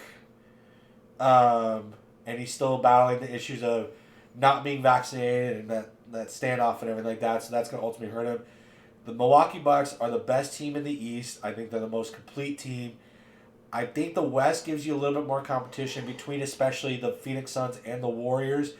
But here's the problem, though, for every other team in the NBA outside the Warriors. The Warriors are going to get Klay Thompson back, first time in a year, or a couple years actually. You're going to get James Wiseman back, so your up and coming center. So now you're going to have a team that if they stay healthy with Steph Curry, Klay Thompson, Jordan Poole. You're talking like second half of the season, they're getting these guys back. And they're getting them back in like a couple weeks, so that's the thing. So you're talking about Steph Curry, Klay Thompson, Andrew Wiggins, Andre Iguodala, Jordan Poole, Gary Payton II, Otto Porter Jr., Draymond Green, James Wiseman. This is the team to win it all. I am picking the Warriors to win it all because, honestly, who the hell is going to stop them? Now, if it is Milwaukee and Golden State, I think it's going to be a great finals because here's the difference makers. Draymond is a good defensive player. I don't know if he can stop Giannis, though, because Giannis is a baller. You got to have a great game plan for Giannis. But on the backside is who's going to stop Curry and Thompson if they get on fire? Ain't nobody's proven that they can stop those two. Has Thomas really been out that long with that injury? He had a torn Achilles last year before the start of the season, and so he's been out for a full year, and then he was hurt. He was hurt all the year before too from his injury from the finals. So he hasn't played in a long time. Jesus, yeah. Okay. I'm not going to make a pick, honestly, because I haven't been paying much attention, so I can't really say anything. So I'm actually not going to make a pick, because I don't want to pick just based on what I see record-wise. So we'll just go with yours. Just pick Curry. I mean, yeah, I would go with Golden State. I honestly would. I mean, pretty much, yeah, that's all I know about. Maybe Brooklyn, because of KD up there, but... It's all about Curry. Yeah. It's all about the Curry. All right. Moving on to our last one. It's going to be a shorter one just because... Yeah. Because we're not very familiar. Unfortunately, with the hockey season right now, it's been plagued with the COVID results and everything like that. Obviously, we want to become Kraken fans, with the fact of Seattle having a first NHL team since the Metropolitans, way back when. Actually, since we've been alive, Seattle's never had an NHL team.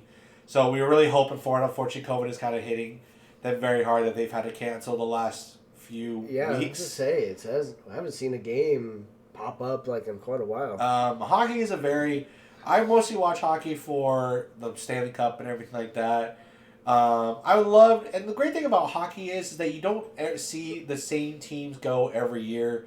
I know for a while that you were seeing the Pittsburgh Penguins with Sidney Crosby go every year.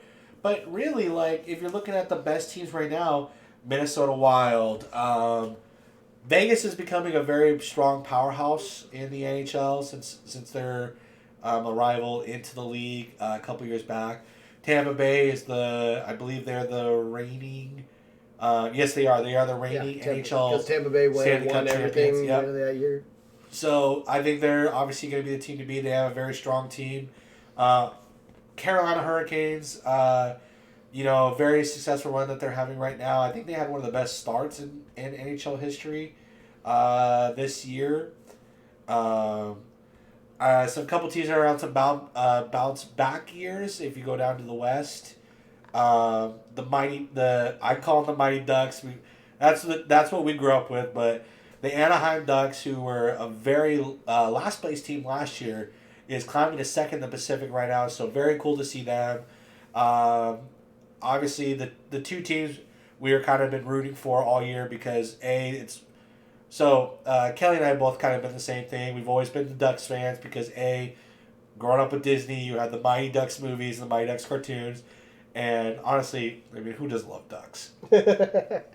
And then the Vancouver Canucks, which were our local team because not having a team nearby, so rooting for Vancouver. Next closest, yeah. So obviously Vancouver and Seattle are our struggle house teams. In that Pacific, they're actually doing pretty well. Phoenix, Arizona Coyotes, that's an organization that's on that's pretty much the New York Jets of the NHL right there. And they beat us. So I mean, there's still a lot of hope for the Kraken for when they do come back, whether it be any point this year or even going into next year. Obviously, COVID is playing a big factor. But, Kraken games, watching the very first one, watching games, I know Kelly's watched more than I have. Very excited for this program, very excited for this organization. They've already got a wonderful fan base building up right now. The arena is beautiful. Looking forward to seeing what can happen with the Kraken going forward. I know a lot of people hyped up and said that they're going to be like Vegas. I think you and I said the same thing, that they weren't going to be like the Golden Knights where they made the Stanley Cup their very first year. That's a fluke. That's just a rare, one time very rare opportunity that happens once in a very exactly. Very... And they didn't even win the Stanley Cup. I think that's something that people need to recognize. They didn't win a Stanley Cup, but again, there is a lot of hype with this Kraken team. Very young, but very talented. I do say I like their uniforms. I do like everything like that.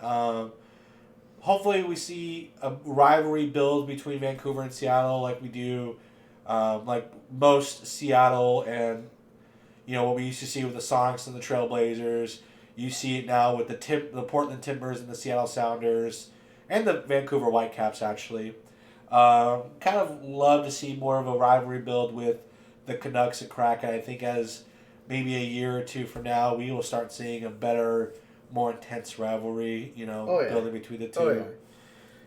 As, I've actually talked to people, hockey fans, they say at least give 2 to 3 years for Kraken, They get some draft picks in there, get some... Start building it. Yeah, you got to build it. People got to realize this is a brand new team, and all they really got to get for players were free agents from other teams. Mm-hmm. Or guys that actually just were free agent and hadn't even played last year. They didn't get no draft picks because they were a brand new team. So, yeah, I mean, obviously with some of the guys we did, from what I'm told, we did get some really great guys. I'm told the captain, is a former Stanley Cup winner from a team. I don't know what people think of our goalie. Apparently everybody likes our goalie very much. Again, you're talking about a team that these guys have never played with each other. This is all brand new. They literally came... There's a, literally... And some of these guys might have played with each other and everything like that, but here's the factor. And again, this is more of a win for, in my opinion, for the Kraken than it is a loss for the season, is because it's a brand new organization. You have a brand new coach. You have to figure out your name.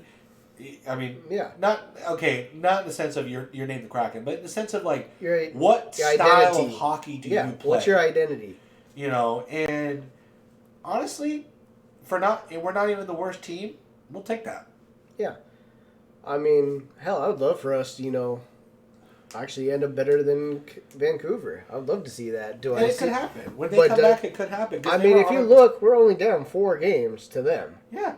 But, I mean, I'd love to see us, do better than Kraken. If we don't, oh well. I mean, there's next season. Like I said, this is very early. We got to see what's going to happen here.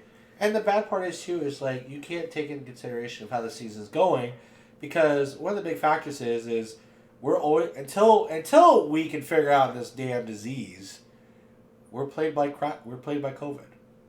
And it's going to play in the factor of a lot of things. Right. And, but again, credit to where credit's due to this Kraken organization. I think it deserves an applause.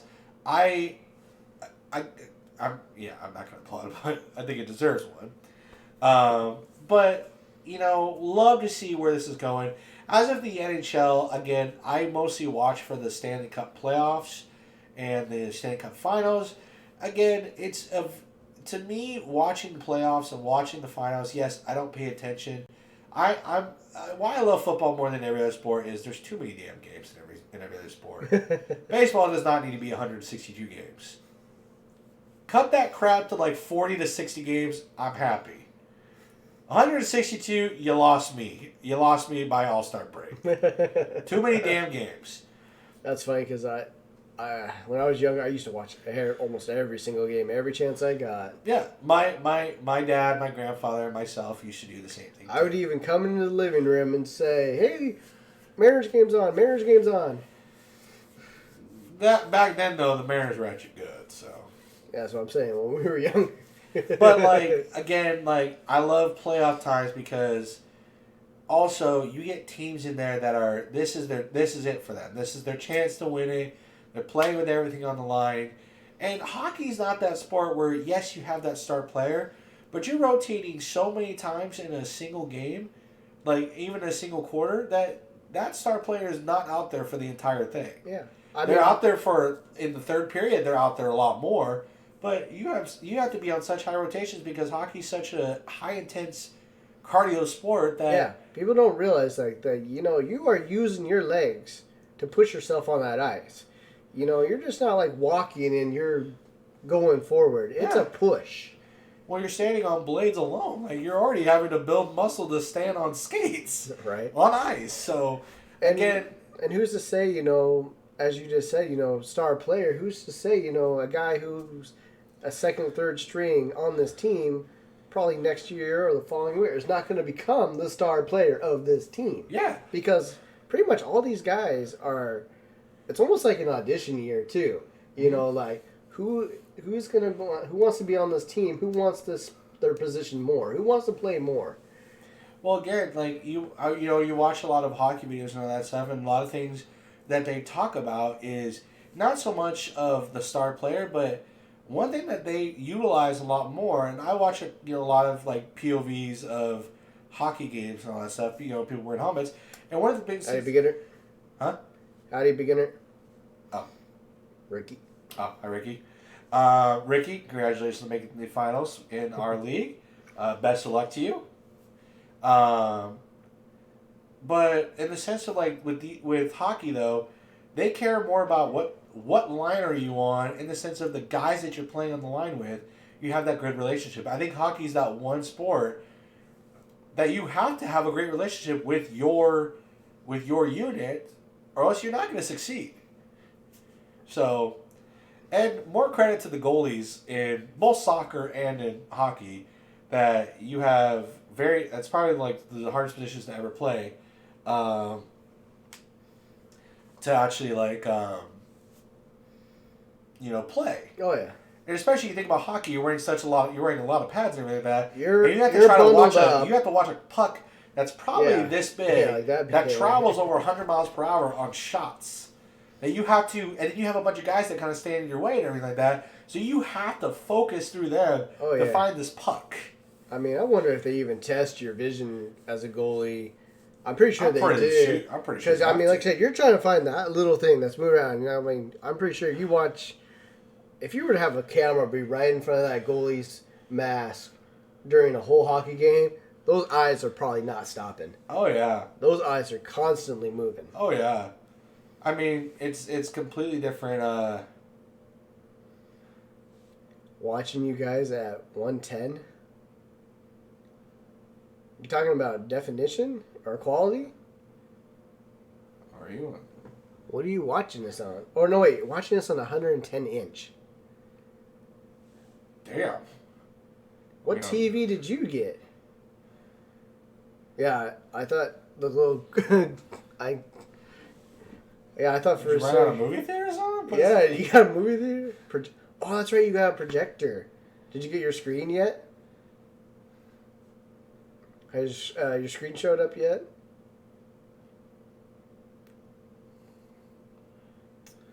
Anyway. Anyway, yeah. Freaking goalies, yeah. They definitely got it. Probably, would you say goalie is probably the most difficult position in hockey?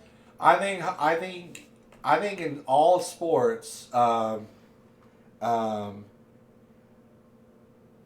think that hockey goalies are probably the hardest position because you have to have great vision, you have to have great reflexes, you have to be on top of your game at any point, all that stuff, and to know that you're gonna probably get hit by guys traveling at at fast speeds too, trying to shoot a puck, and you're trying to stop the puck, stop a puck hook, and they can't barely stop. So it's one of the most hardest positions to play in every sport. I think in a lot of sports, there's the hardest position to play. I'm going to exclude basketball because it's all the same. You have to have a lot of skill in basketball, yes. But there's not one position that beats the others. Right. So I think, I kind of said about the NHL, talk about the NHL. But I guess if we're going to continue talking sports talks, what in your mind in each sport, we'll take basketball out of the way, because again, I think we both agree it's skilled wise, you have to have a lot of skill for it, but which of these other sports, so baseball, hockey, football, is the hardest position to play? Oh boy. And by the way, Ricky, you're not interrupting our flow, man. Nobody's really talked since Hop about an hour ago, so. We've been ranting. We've been ranting for a little over 3 hours right now, so. Plus, we had like a 10-minute break that we only had, so. Most difficult spot. Position in each sport. Most difficult position in each sport. Yep. All right. Man, that's going to be a tough one. Football, I know that it's definitely super hard. The way you have to move and having the right adjustment to how deep you play the goal is so hard. Playing goalie, yeah. So, I'll start off with hockey, yeah. I definitely agree, hockey. Goalie is definitely the most difficult because, like you said, I think not only is the goalie there to protect the goal, he's also pretty much the manager. He's the QB on there. He's actually telling these guys, what to do as well, calling out plays and stuff as well. So I would definitely say goalie for hockey. We're skipping NBA. Baseball, honestly, I think the most difficult position, I know people will say pitcher, but I actually think it's catcher. I would actually say catcher is the most difficult position for baseball, basically on the reason that not only does the catcher there to catch a ball from the pitcher, but also selecting the right pitches and the location where he wants to have the pitcher pitch in order to, either strike the batter out, ground him out, pop him out. Also, the pitcher as well is at the most disadvantaged position as to when a base runner is running, because they either have to jump up real quick, throw from their feet. Obviously, they have the difficulty too of a wild pitch. So, and same thing, they are the managers pretty much of the team as well. They pretty much almost overrule anybody. They're the one that calling out, when a ball's hit in the outfield, yelling out where to throw it to. When it's a when you got like runners, like say on third and second with like one out, you bring everybody in. You call it like pretty much what defensive play you want to run here in case the guy hits a ground ball or a bunt. So, yeah, catcher definitely for me for baseball. NFL, most difficult position. I mean, don't you dare say quarterback. I don't want to say quarterback. I really don't. I don't want to say kicker as well. Yeah, I'd slap you if you say kicker. I don't, or punter. I really don't. I would end the stream right now if you would have said any of those three positions. I almost want to say being an offensive lineman. I mean, overall, football at any position you got a difficult position. And Ricky, I agree with you too. Soccer goalie is also very hard. And I think they're at a bigger disadvantage because their goal that they're protecting is a lot wider and also taller. And so that ball, they have to really time their movements correctly and all that stuff. You know what? I'm going to say for football, actually, you're willing to correct me if I'm wrong because I want to know what yours is too. I'm going to say the center. Okay. Not a bad pick. Actually. It's a very good one. So NHL, so hockey, we talked about it, it's goalie. Baseball, I agree with you. It's got to be the catcher because they're involved in the game and everything like that. And they are, the game is ran about how well the game is called by the catcher. And so the pitcher, and most times too, pitchers, in any of the positions, there's strain on anything like that. But a catcher for 9 innings, and they say 9 innings, is bent down on his knees and everything like that. Oh yeah. Now, 9 innings can go from 5 minutes long to. Oh yeah. It could go very long depending on how the inning's actually going. Oh yeah. And being a guy who's actually played catcher before, I know the strenuous strain that it puts on the catcher's body. I suffered tendonitis in both my knees, and I wasn't as big as I was now. When I played, I was still fairly big, but not. It was in athletic shape. But when you have to build yourself to play catcher, especially in your knees, because you have to be in a crouch position for 9 innings, and they can last a long time. And yeah, it's calling the pitches, it's calling your defensive plays, it's calling your rotations, it's calling where to go. The moment the ball's hit, you have to whether know if it's a pop fly, if it's a grounder, and you have to, if it's a base hit, you have to figure out, you have to watch where the ball is while watching the base runner so you know where to throw the ball to. And so that, to me, like there's a lot of sports like hockey and baseball where the guys who are running the general managing are the hardest positions to play. Now, granted, yes, I made the comment that I don't pick quarterback and all that stuff. They have a very hard position to run. Now, my reasoning is I don't pick anybody in the offense because of the fact, as an offensive player, you know the play that's being ran. So a lot of their movement, so a lot of the times when they're running the play, yes, they may come up with broken plays, and yes, they have to think on the dime, what if this situation happens, what if this situation happens other. They're built to understand what the ball's supposed to go and the secondary things that can happen, right? And so as an offensive player, as an offensive lineman, you're basically knowing you gotta know what the play is and where to go on any given route. The quarterback has probably one of the harder positions on the offense because he has to think everything that he has to think of is on a quick dime. So he has to look at everything before he throws the ball and everything like that.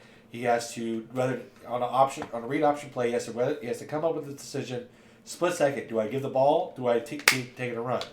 So on the offense, I would actually give it more to the quarterback. I know I gave you a hard time for it, but I would give it a little bit more to the quarterbacks because of what they have to learn.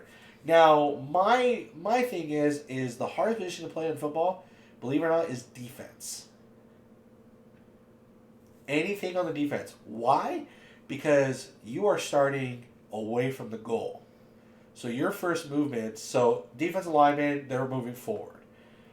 DBs and linebackers, a lot of times their first step is backwards. Then they have to move forwards. They have to work their hips. Even defense linemen, they're going to run through the line, but then if the ball goes over here, now you have to turn your hips and go. You don't know what is happening on any given play. So you have to think on the very split decision. You have to react. You have to make a play. Because the offensive mind is going to be, I need to get away from the defensive player and I need to score. As a defensive player, your whole mentality is, I have to stop this person. And the hardest part, and you know what, I could say DB is probably one of the hardest ones, because the receivers are playing at such a fast pace that they're running forward while your first motion is backwards. You don't know where he's going. And that's the thing, is that their first motion is forward, your first motion is backwards. To at some point, you have to twist your hips and run with them or try to get in their way of their routes. So in reality, yes, a center has to, any offensive player has to be on their game of what the play is going to be ran. What the routes got to be run, what their blocking assignments have to be. Quarterbacks have to know every in and out and everything like that, and they have to learn the most. But the defensive player has to be the most physical, gifted athlete out there, because everything they do is not only mentally strenuous, but is physically strenuous too. Because you, at a given time, you have to start running the opposite direction than you actually start running. Right. And you have to have that quick enough feet to, if I'm backpedaling, I switch my hips, or if I backpedaling, oh, that's a run play, I need to jack forward. And you have to think of, on a split decision, okay, this guy, this person's on a jet screen, so he's here, so I'm a linebacker or a DB or lineman on this way. I now have to run at an angle and figure out my angle projection that I can meet him there without looking like a damn fool where he outruns it and I, don't make that cut, or, if I run too far, now I give him time to actually make certain plays on me and look foolish, right? So football's a very hard one because it's a game of chess, really, what it is. Yeah, oh yeah. But in the mentality, you have to think, and the way I look at it too, and again, I've been around the game for 16 years, I know the game a lot more, and really it's offensive players know exactly what they need to run to win. Yes, quarterbacks have to think on a dot of, okay, well, this person's running this route, but the safety's over the top, and, all that stuff. On the offensive side, I have to give it to the quarterback, because the more that they have to learn is continuously just, it's a headache. But on the physicality to play wise and mentally, it has to be defense. It has to be anyone on the defense. I would give it to anyone on the defense. So your pick is right, because as a center, you have to know all the blocking schemes for everybody too. But my pick is anybody on a defensive side. So all that you just said about the defense, would you say the defense is probably more athletic than the offense? Yes. Because of everything you just said. Yeah, they're back your turn. They have to turn, an instant. Well, not only and that, they need to, like you were just all saying there. I don't know if it's the most athletic. I mean, it definitely is a toss-up, but would you say they have the more... I would not say they're the most athletic, because as a running back or wide receiver, you have to have the athletic speed, you have to have the athletic jump, the hands, and all that stuff. As a quarterback, you have to have... same thing, you have to be really athletic with the quarterback, and you also have to have a very strong arm. Defensively, I think it's physically, they're better physically. Not in the full sense of athleticism, but physicality-wise and mental-wise, because the biggest thing with offense, too, is that a lot of times, you don't want to get hit. And you're going to get hit. That's the biggest thing. You have to get that in your mindset that it's not actually going to hurt when I get hit. It might hurt for a second or so, and it's going to hurt. But at the same time, your mentality as offense players that you want to get in the end zone. So you got to prepare for hits, but your mentality is try to avoid getting hit to get there. So as a defensive player, though, you have to have the mentality. You have to throw that mentality away about any kind of physical harm and all that shit. You have to go in there not only knowing that you have to stop this dude, but you legitimately have to hit this dude. And the only way you can stop him is by taking him down. So I think physicality-wise, I think defensive players are better than offensive players. I can see that. I can see that more. You gotta have the cojones, man. You gotta have the cojones. All right. So I think that's just my opinion. Is that, and everyone has their opinions differently, but I think to answer your question, physicality plays the biggest factor. And athleticism-wise, no, because I think any point on any side of the ball, even the special teams players, kickers, all that, it's a different form of athleticism that you have to be good at in your position. But if you're talking physicality, there's no one. Yeah. The only person on the offense that would actually match to anyone on the defense is the offensive line. And that's just because they know that every play that they're in, they are going to hit someone. Yeah. Somebody's going to come right at them. Yeah.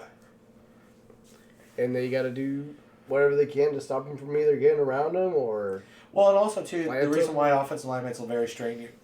lineman in general is very strenuous in a sense of it's a very physical position. It's the most physical position you're ever going to be. But it's such a mental game because the biggest factors that you play as a lineman... So say you're an offensive lineman and you're going against a defensive lineman. The physicality is, okay, am I stronger than this guy in front of me? That's a big part in your height. Because if you don't believe you're stronger than that guy in front of you, you lost every single time. The other factor is, okay, I'm stronger than this guy, but he could be faster than me. So now you play that factor of, shit, I may be stronger, but now this guy's faster. Right. Now you have to build that mentality. Even if he beats you on any play, you have to have the mentality, I'm still stronger and faster than you. Defensive lineman, that's the same thing. And the worst part is that defensive linemen 9 times out of 10 they're just going straight forward, right? You play their gaps and go straight forward. Offensive linemen have to take gap steps in all their run plays, zone steps, and all that stuff.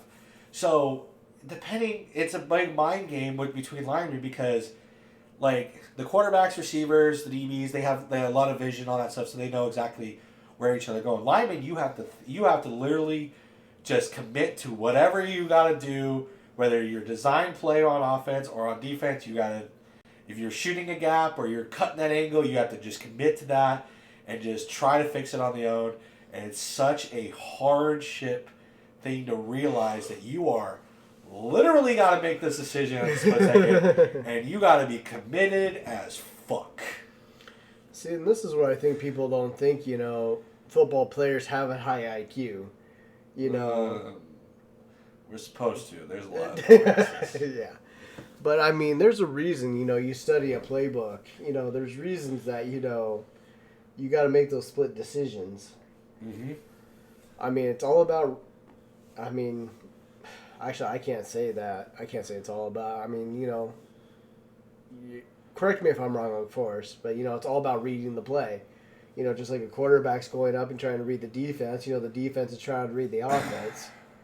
In an aspect, yes. In an aspect, in some ways, you have to be perfect-minded on how to read positions, you have to read steps, you have to read formations, you have to read coverages, you have to read what they might hide, you have to read blitzes, you have to read lineups, all that stuff. You really do have to have you have to have IQ, which means you have to be smart to play football.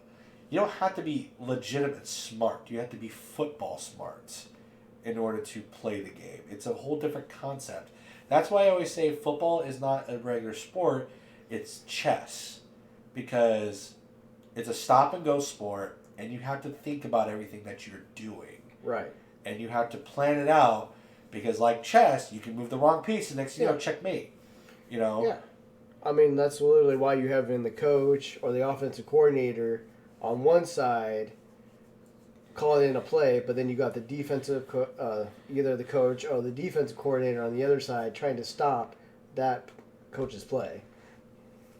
Into that respect, as a coach, yes, but the big twist is you're giving those to the players. They have to go make it happen now. You're giving them their assignments. And 9 times out of 10, if you look at and think about, we talked about this with Peyton Manning, he doesn't always go with the play that's given to him. He changes it because, frankly, you can tell me to run a halfback dive. Okay, well, either we got to switch to audible because the guys line up here in the A gap where we're supposed to run so we can run here, or they're playing back coverage, so if we run a quick route like a slant or something, they're playing deep coverage that I can hit them very quickly, or hey, they're pressed against me, they're kind of coming in a tight formation. If I can send Marvin Harrison on a deep route, if you can get that first step on him, I can put the ball placement there. But if I do that, where's the safety over the top? Is he leaning more towards Harrison's side, knowing that I'd favor that side? Or is he playing directly middle? Where's the second guy? Where's your linebackers at? So, in a way, like, you have to have high IQ, yes. But I think thinking of it as a coach aspect, it's really just figuring out what plays you need to run. But as a player, it's a lot worse because now it's like, do I run the confidence to run that play, or do I just? And a lot of times with defensive coordinating, to be honest, you know what they really call? Blitzes. That's all they really call for. See, I was just about to ask you that. Obviously, us both playing Madden, and we've seen the playbooks on defense. Is there really that many plays? Yes. For a defense? Yes. I thought it'd be a little bit more simpler than that. Of course, depending on... I could definitely see, of course, depending on, what down it is, and then, how many yards the offense has to gain. Yes. You have your 3-4, 4-3 defense, or you have your dime defense or your nickel defense, which is used for, the more bigger yards.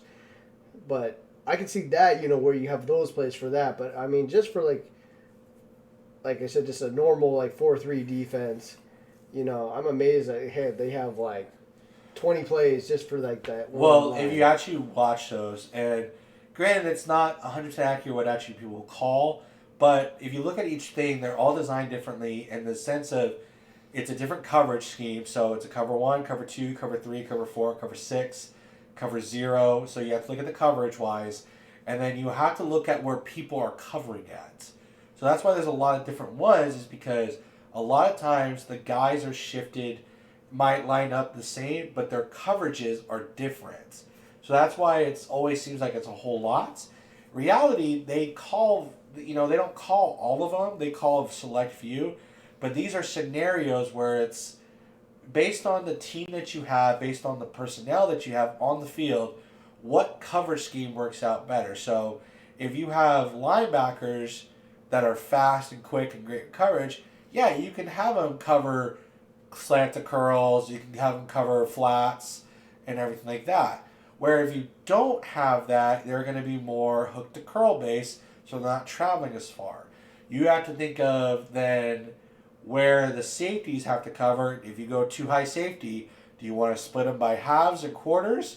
Or do you want one to play a little bit high, go zone for linebacker, while the other plays over the top? So there's a lot of different things to call, but a lot of times they don't run it that way because they have those varieties based on what the offense is going to throw. So if they run more of deep routes and underneath routes, they're looking at coverages more of the cover 3s, cover 4s, where they have the over top help, but they have that linebacker core kind of play the flat. So they have guys covered over the top and for those deep routes, and then they'll have like a Bobby Wagner or Jordan Brooks who are playing the flat routes for those tight ends or those running back slot receivers types. Okay, fair.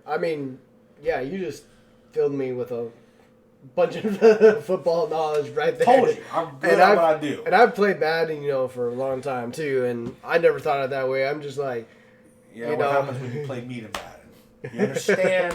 I understand, when I'm looking at, the coverage, obviously because it's drawn out, or, when I'm on the field, in hook, it's like, okay, yeah, this guy's covering this section. So it's like, okay, that way in case they do a crossing route or deep route, that's covered. But yeah, what you just pointed out to me, I was like, okay, yeah, I know very little about football. Just tell them what it's like playing me and Madden.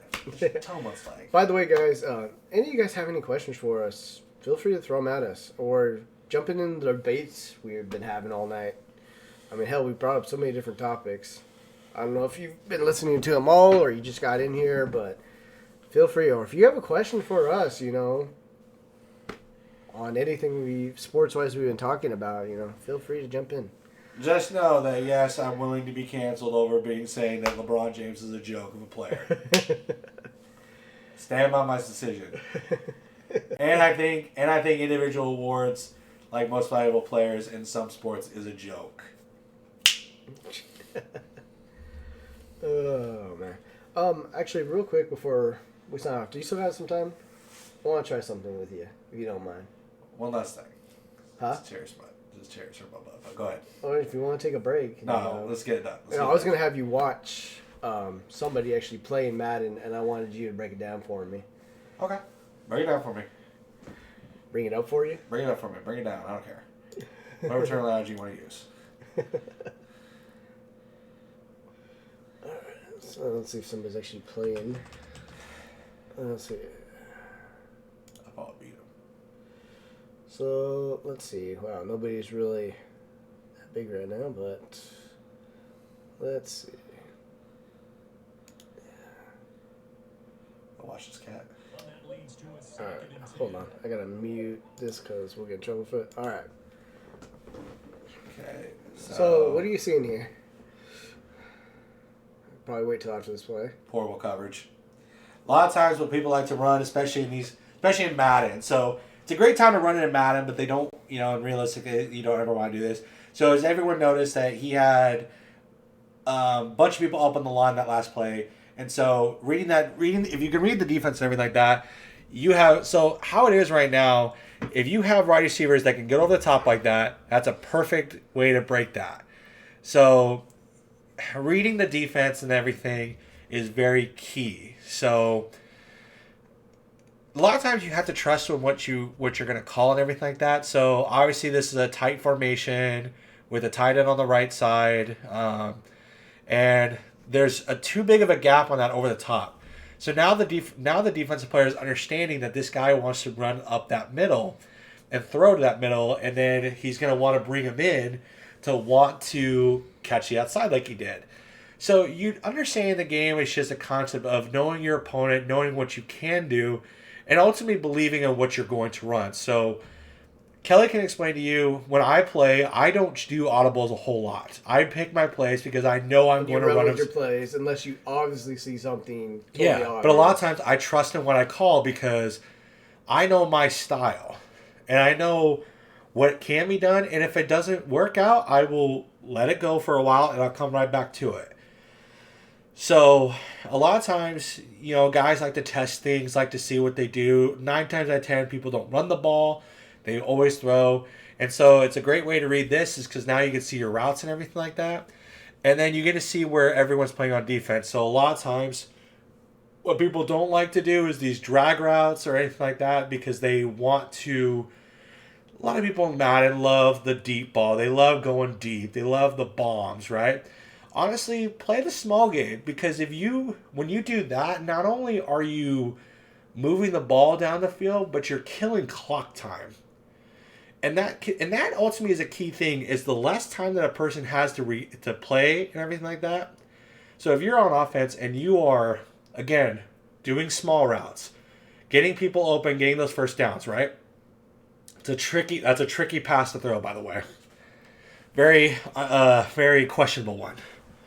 But he's already down to 16 seconds right now. So it means if he scores at all, and there's time left on the clock, the other guy has to have come up with something to actually score. So you want it to be to not only you score, but you don't want to score fast. Because if your defense is not that good, especially if you play an opponent where your defense is not very strong, and that was a bad throw. That was a bad read and everything like that. So right there, never play man defense in the goal line. Always play coverage. Why?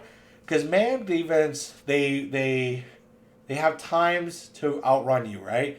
When you play zone coverage just like that, he forces them to throw, and he makes a bad play. Right? So, good move by this guy, running the ball out, everything like that. So, getting back to what I was saying, you honestly have to be more creative. Especially on the goal line. Goal line is very hard. Goal line is very hard to play offense on. Because, honestly, just like you saw, you can move the ball down all the time, but as soon as you make that bad play, it can hurt you. So.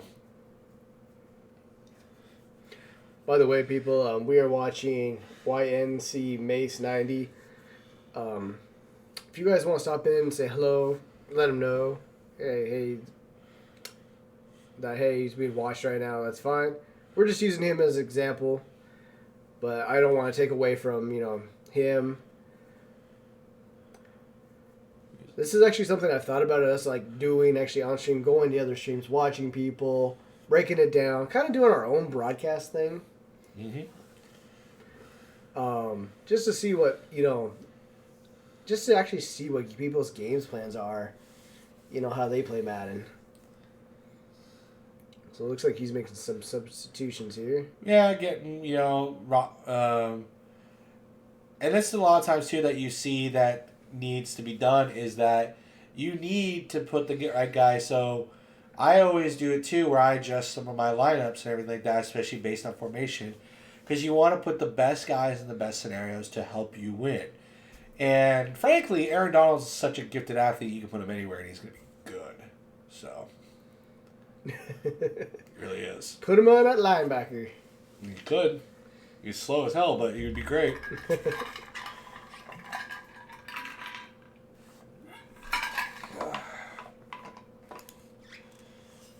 Losing my voice from talking so much. All right.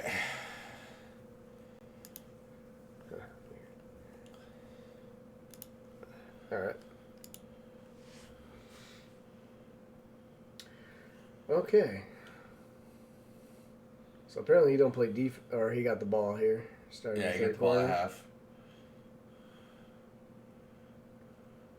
Nice run. Safety couldn't stop him. Sometimes you don't need to do anything fancy. If you just get the first down and all that stuff.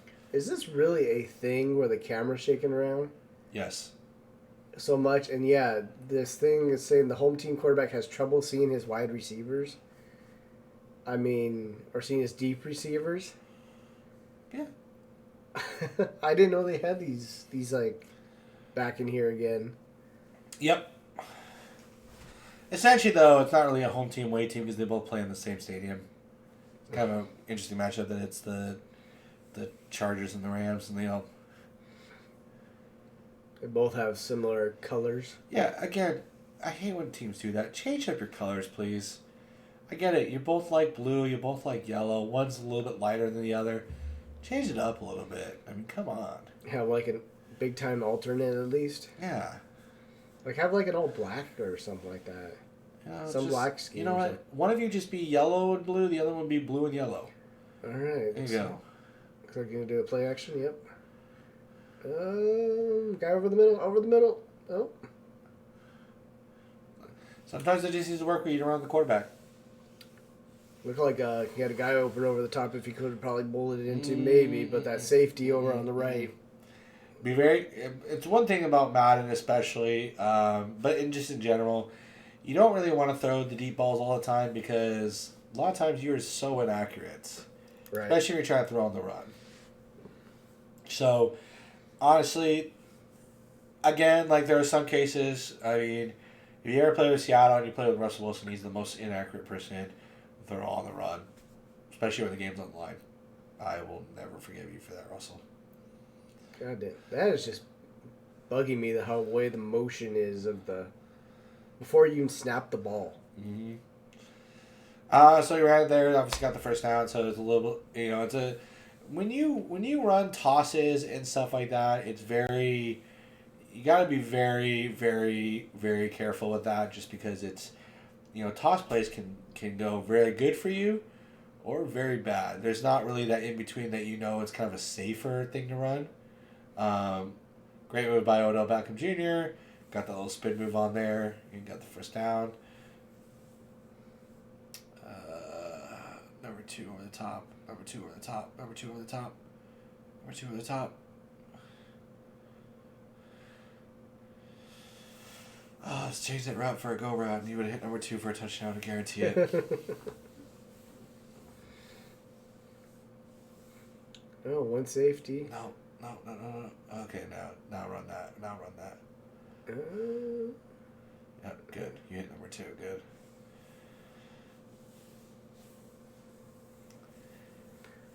Man, he's just not favoring the run at all. He's just going all no huddle. Hit. No, hit. Dude, Bye-bye. Oh, Wizards going to catch him. Like I was about to point out right there, hit your check down route on that aspect. Hit your right trigger, get your tight end or your running back. If you want to throw the ball, you would have been safe. Ugh. And I've made plenty of those mistakes too. I'm not saying I'm perfect. I'm saying hit your check down route. Nice. Wrong coverage. Seems like the guy who's playing as the Chargers knows what he's, knows how to break this down. And some people are just harder to play against and they understand it better and everything like that. So, I mean, when we first played, Kelly was really schooling me on a lot of things that I had a very hard time stopping. With a lot of his audibles and stuff like that. So you sometimes get those players where you just don't know how to stop them. Yeah. I mean, for me versus Ryan, it was actually the tight end crossing route. Even though I knew it was coming, I could not find the right defensive play for it. Even if I did like man or zone, I just couldn't stop it. And then, God, you got to discover the fucking halfback fucking wheel. Okay, that's because I had Barry Sanders on that one too. We did Legends, and I had Barry Sanders, and I don't count that one because literally there was not a single person. You had somebody else I thought you did with another team too. Some speedy running back. I think it was Kamara. I was going to say, I think it was the Saints. I think it was Kamara. I think it was Schooling with Drew Brees and Kamara. It was, because for a while I was really loving the Saints, playing as the Saints, because Brees was accurate as like all ever, and run it. Oh. There you go, touchdown. Next gen stat that. This must be PC. No, it's PlayStation. My stuff doesn't come up like that. It's too quick. Well, that's what I was wondering, because I was like looking at this and I was like, is he doing like franchise owned? But no, it shows him online. He might just quit. By the way, rage creators piss me off. So. Yeah, they start getting beat when you run them up like in the first 2 quarters, and when you're just good, man. When you're just good, man. Oh no, I hear you. I actually had a guy. Actually, it was quite funny. Actually, last guy I played, I think he was playing as a. Can't remember who he was playing as, right? And so he pauses the game, and all I hear is "fuck you, man," and then he asks for a friendly quit. So I'm like, "Fuck it, I'm just gonna accept it." Like, this dude's gonna quit on me anyway, so I'll just accept a friendly quit. And it was just quite funny. It's just like he pauses just to say "fuck you" to me, and then yeah, and it's like okay, whatever. So I think that's gonna be it for me, though, bud. I think fading your ass hurting. I think I might go play Madden myself. Actually, get a game or something. But no, this is something I've been actually wanting to do with you. Just sit, watch some Madden gameplay, watch people. You want me to be like John Madden? You see there, number 7 for the San Francisco 49ers, he ran the ball and, got stuffed. So now we're looking at, 1st and 10 on the Chiefs, or on the San Francisco 42-yard line. Yeah, exactly what I wanted you to do. And, back to the pass. Roll the pass. Has to throw it away like a bitch because you just couldn't do it. That's intentional grounding right there. No, it's not. He was out of the pocket. Shut the hell up. Yeah, it looked like he was in the pocket. Shut the hell up. You don't know what you're talking about. Yeah. It looked like he's going to change the route. He's going to back to pass. Square. And he should hit X, you dumbass. You hit him too late. You still got the first play, but hit him a little bit earlier, you dum-dum. Who the hell is this quarterback anyways? Felice? Tillis? Who is this guy? I don't know. He doesn't play on the real team. Where's Trey Lance? Where's Jimmy Garoppolo? At first, when I saw the 7, I was thinking Kaepernick. That's exactly what I thought so too, actually. Then I was like, whoa. Back to pass. And, He's slinging it. What the hell? You suck. You need to get fired. Who the hell is that ugly dude? That's Peter Hammond I've ever seen in my life. All right, 2nd and 10 right now. And drops back to pass. And X, you should have done X. And, that's probably the best thing you could have done. It wasn't much, but you suck anyway, so. 3rd and 13. This is like a made up team. Like, this must be like a franchise thing. Because I don't recognize any players. Wasn't 19 Debo? 19's Debo Samuel, but who's his quarterback? It might just be, it might be a franchise one that he created. Or is there the Road to Superstar or whatever? Or oh, it could be. It could be. Whatever it is nowadays. Yeah. Because number 7 looks exactly like Colin Kaepernick. Like, cut-in sleeves. And back to passing. He's going to run the ball. And watch him fumble the football. Oh, he did not. Really? You're just going to wear a visor and one glove? Accessorize a little bit, my dude. Like... yeah, you try to make Kaepernick 2.0. I'll say we finish this drive with a touchdown. I think he's going to throw an interception. So he's going to go over the middle. No. He's going to... Oh! Almost took the sack. Just run it. Run that ball, son. Dude, run that ball. Oh, you got a lucky catch, though. Run that ball, son. I would have ran that. I would too. He had nothing but green in front of you. Exactly. I mean, watch him throw a pick right now. It's going to be funny. We're going to pick 6. He's going to go with play action. No, audible it to a run. And, wow, bad step. You need to cut that on the inside, son. You had green wide open. Oh, no head open. And touchdown. Yeah, that's kind of given. Okay. We're going to go and call it for the night. Ladies and gentlemen, thank you all very much for coming out. It's been, 3 hours and 45 minutes. Jesus Christ. Well, we covered a lot. I mean, mostly with 2 sports, but still, we talked about a lot of stuff. So, as we said before, we're going to be talking about some other stuff as well. Love to hear you guys' opinions on any topic that we talked about, obviously. If you guys had thoughts on NBA, you have any thoughts on greatest players of all time, where you feel of anything like that. If you have any comments or anything like that, or want to give us topics to talk about next time, please let us know. Like Kelly said, we are planning to talk more, getting more of some different styles in, talking more about movie franchises and kind of nerdy, geekier, kind of things. There'll be variety of different stuff. Yeah. So if you guys have any topics you guys want to talk about, again, it's going to be a very much debate kind of topics. So if you guys just want to see us argue, please join in. It's going to be quite hilarious. Also, guys, I will put this up on YouTube. So if you miss out on the stream, you can go and watch it on YouTube. Of course, you can also watch it here on Twitch as well. And make sure you subscribe on YouTube as well. Like or dislike, whatever you feel like. And yeah, leave comments on there as well. As Ryan just said, on things we probably want to discuss about, or questions you have about what we talked about. Or opinions. So. And you might be invited in to join the chat for a debate. Yeah, I would actually be able to be down and actually having somebody in. We could actually have you in here with us talking about this as well. So. And if you tell me LeBron James is the greatest player of all time, I will school you in every aspect about that. I will probably leave the stream room if that starts. I will educate. And you can educate me. You can also educate Kelly. Yeah. I'm done. But you ain't going to educate Always me. Always willing to learn. I would say LeBron's still not the greatest. All right, then. Thank you guys all very much for coming out again. Hopefully we'll do this again soon. Yeah. We'll see you next time. Sorry, I was kind of tuned into the game. He's like... Trying to see what's going on in this game. This guy's kind of making me mad. Now he's interested. Guys actually kind of make me mad about the way he's playing. See, this is what I want to do. I think this is what we do. So go on, watch somebody and just yeah, that's an episode. Now I want to go play because now it's like I can't stand the way I watch other people play. So I got to run my way and all that stuff because it just drives me crazy. But anyways, back to it. As always,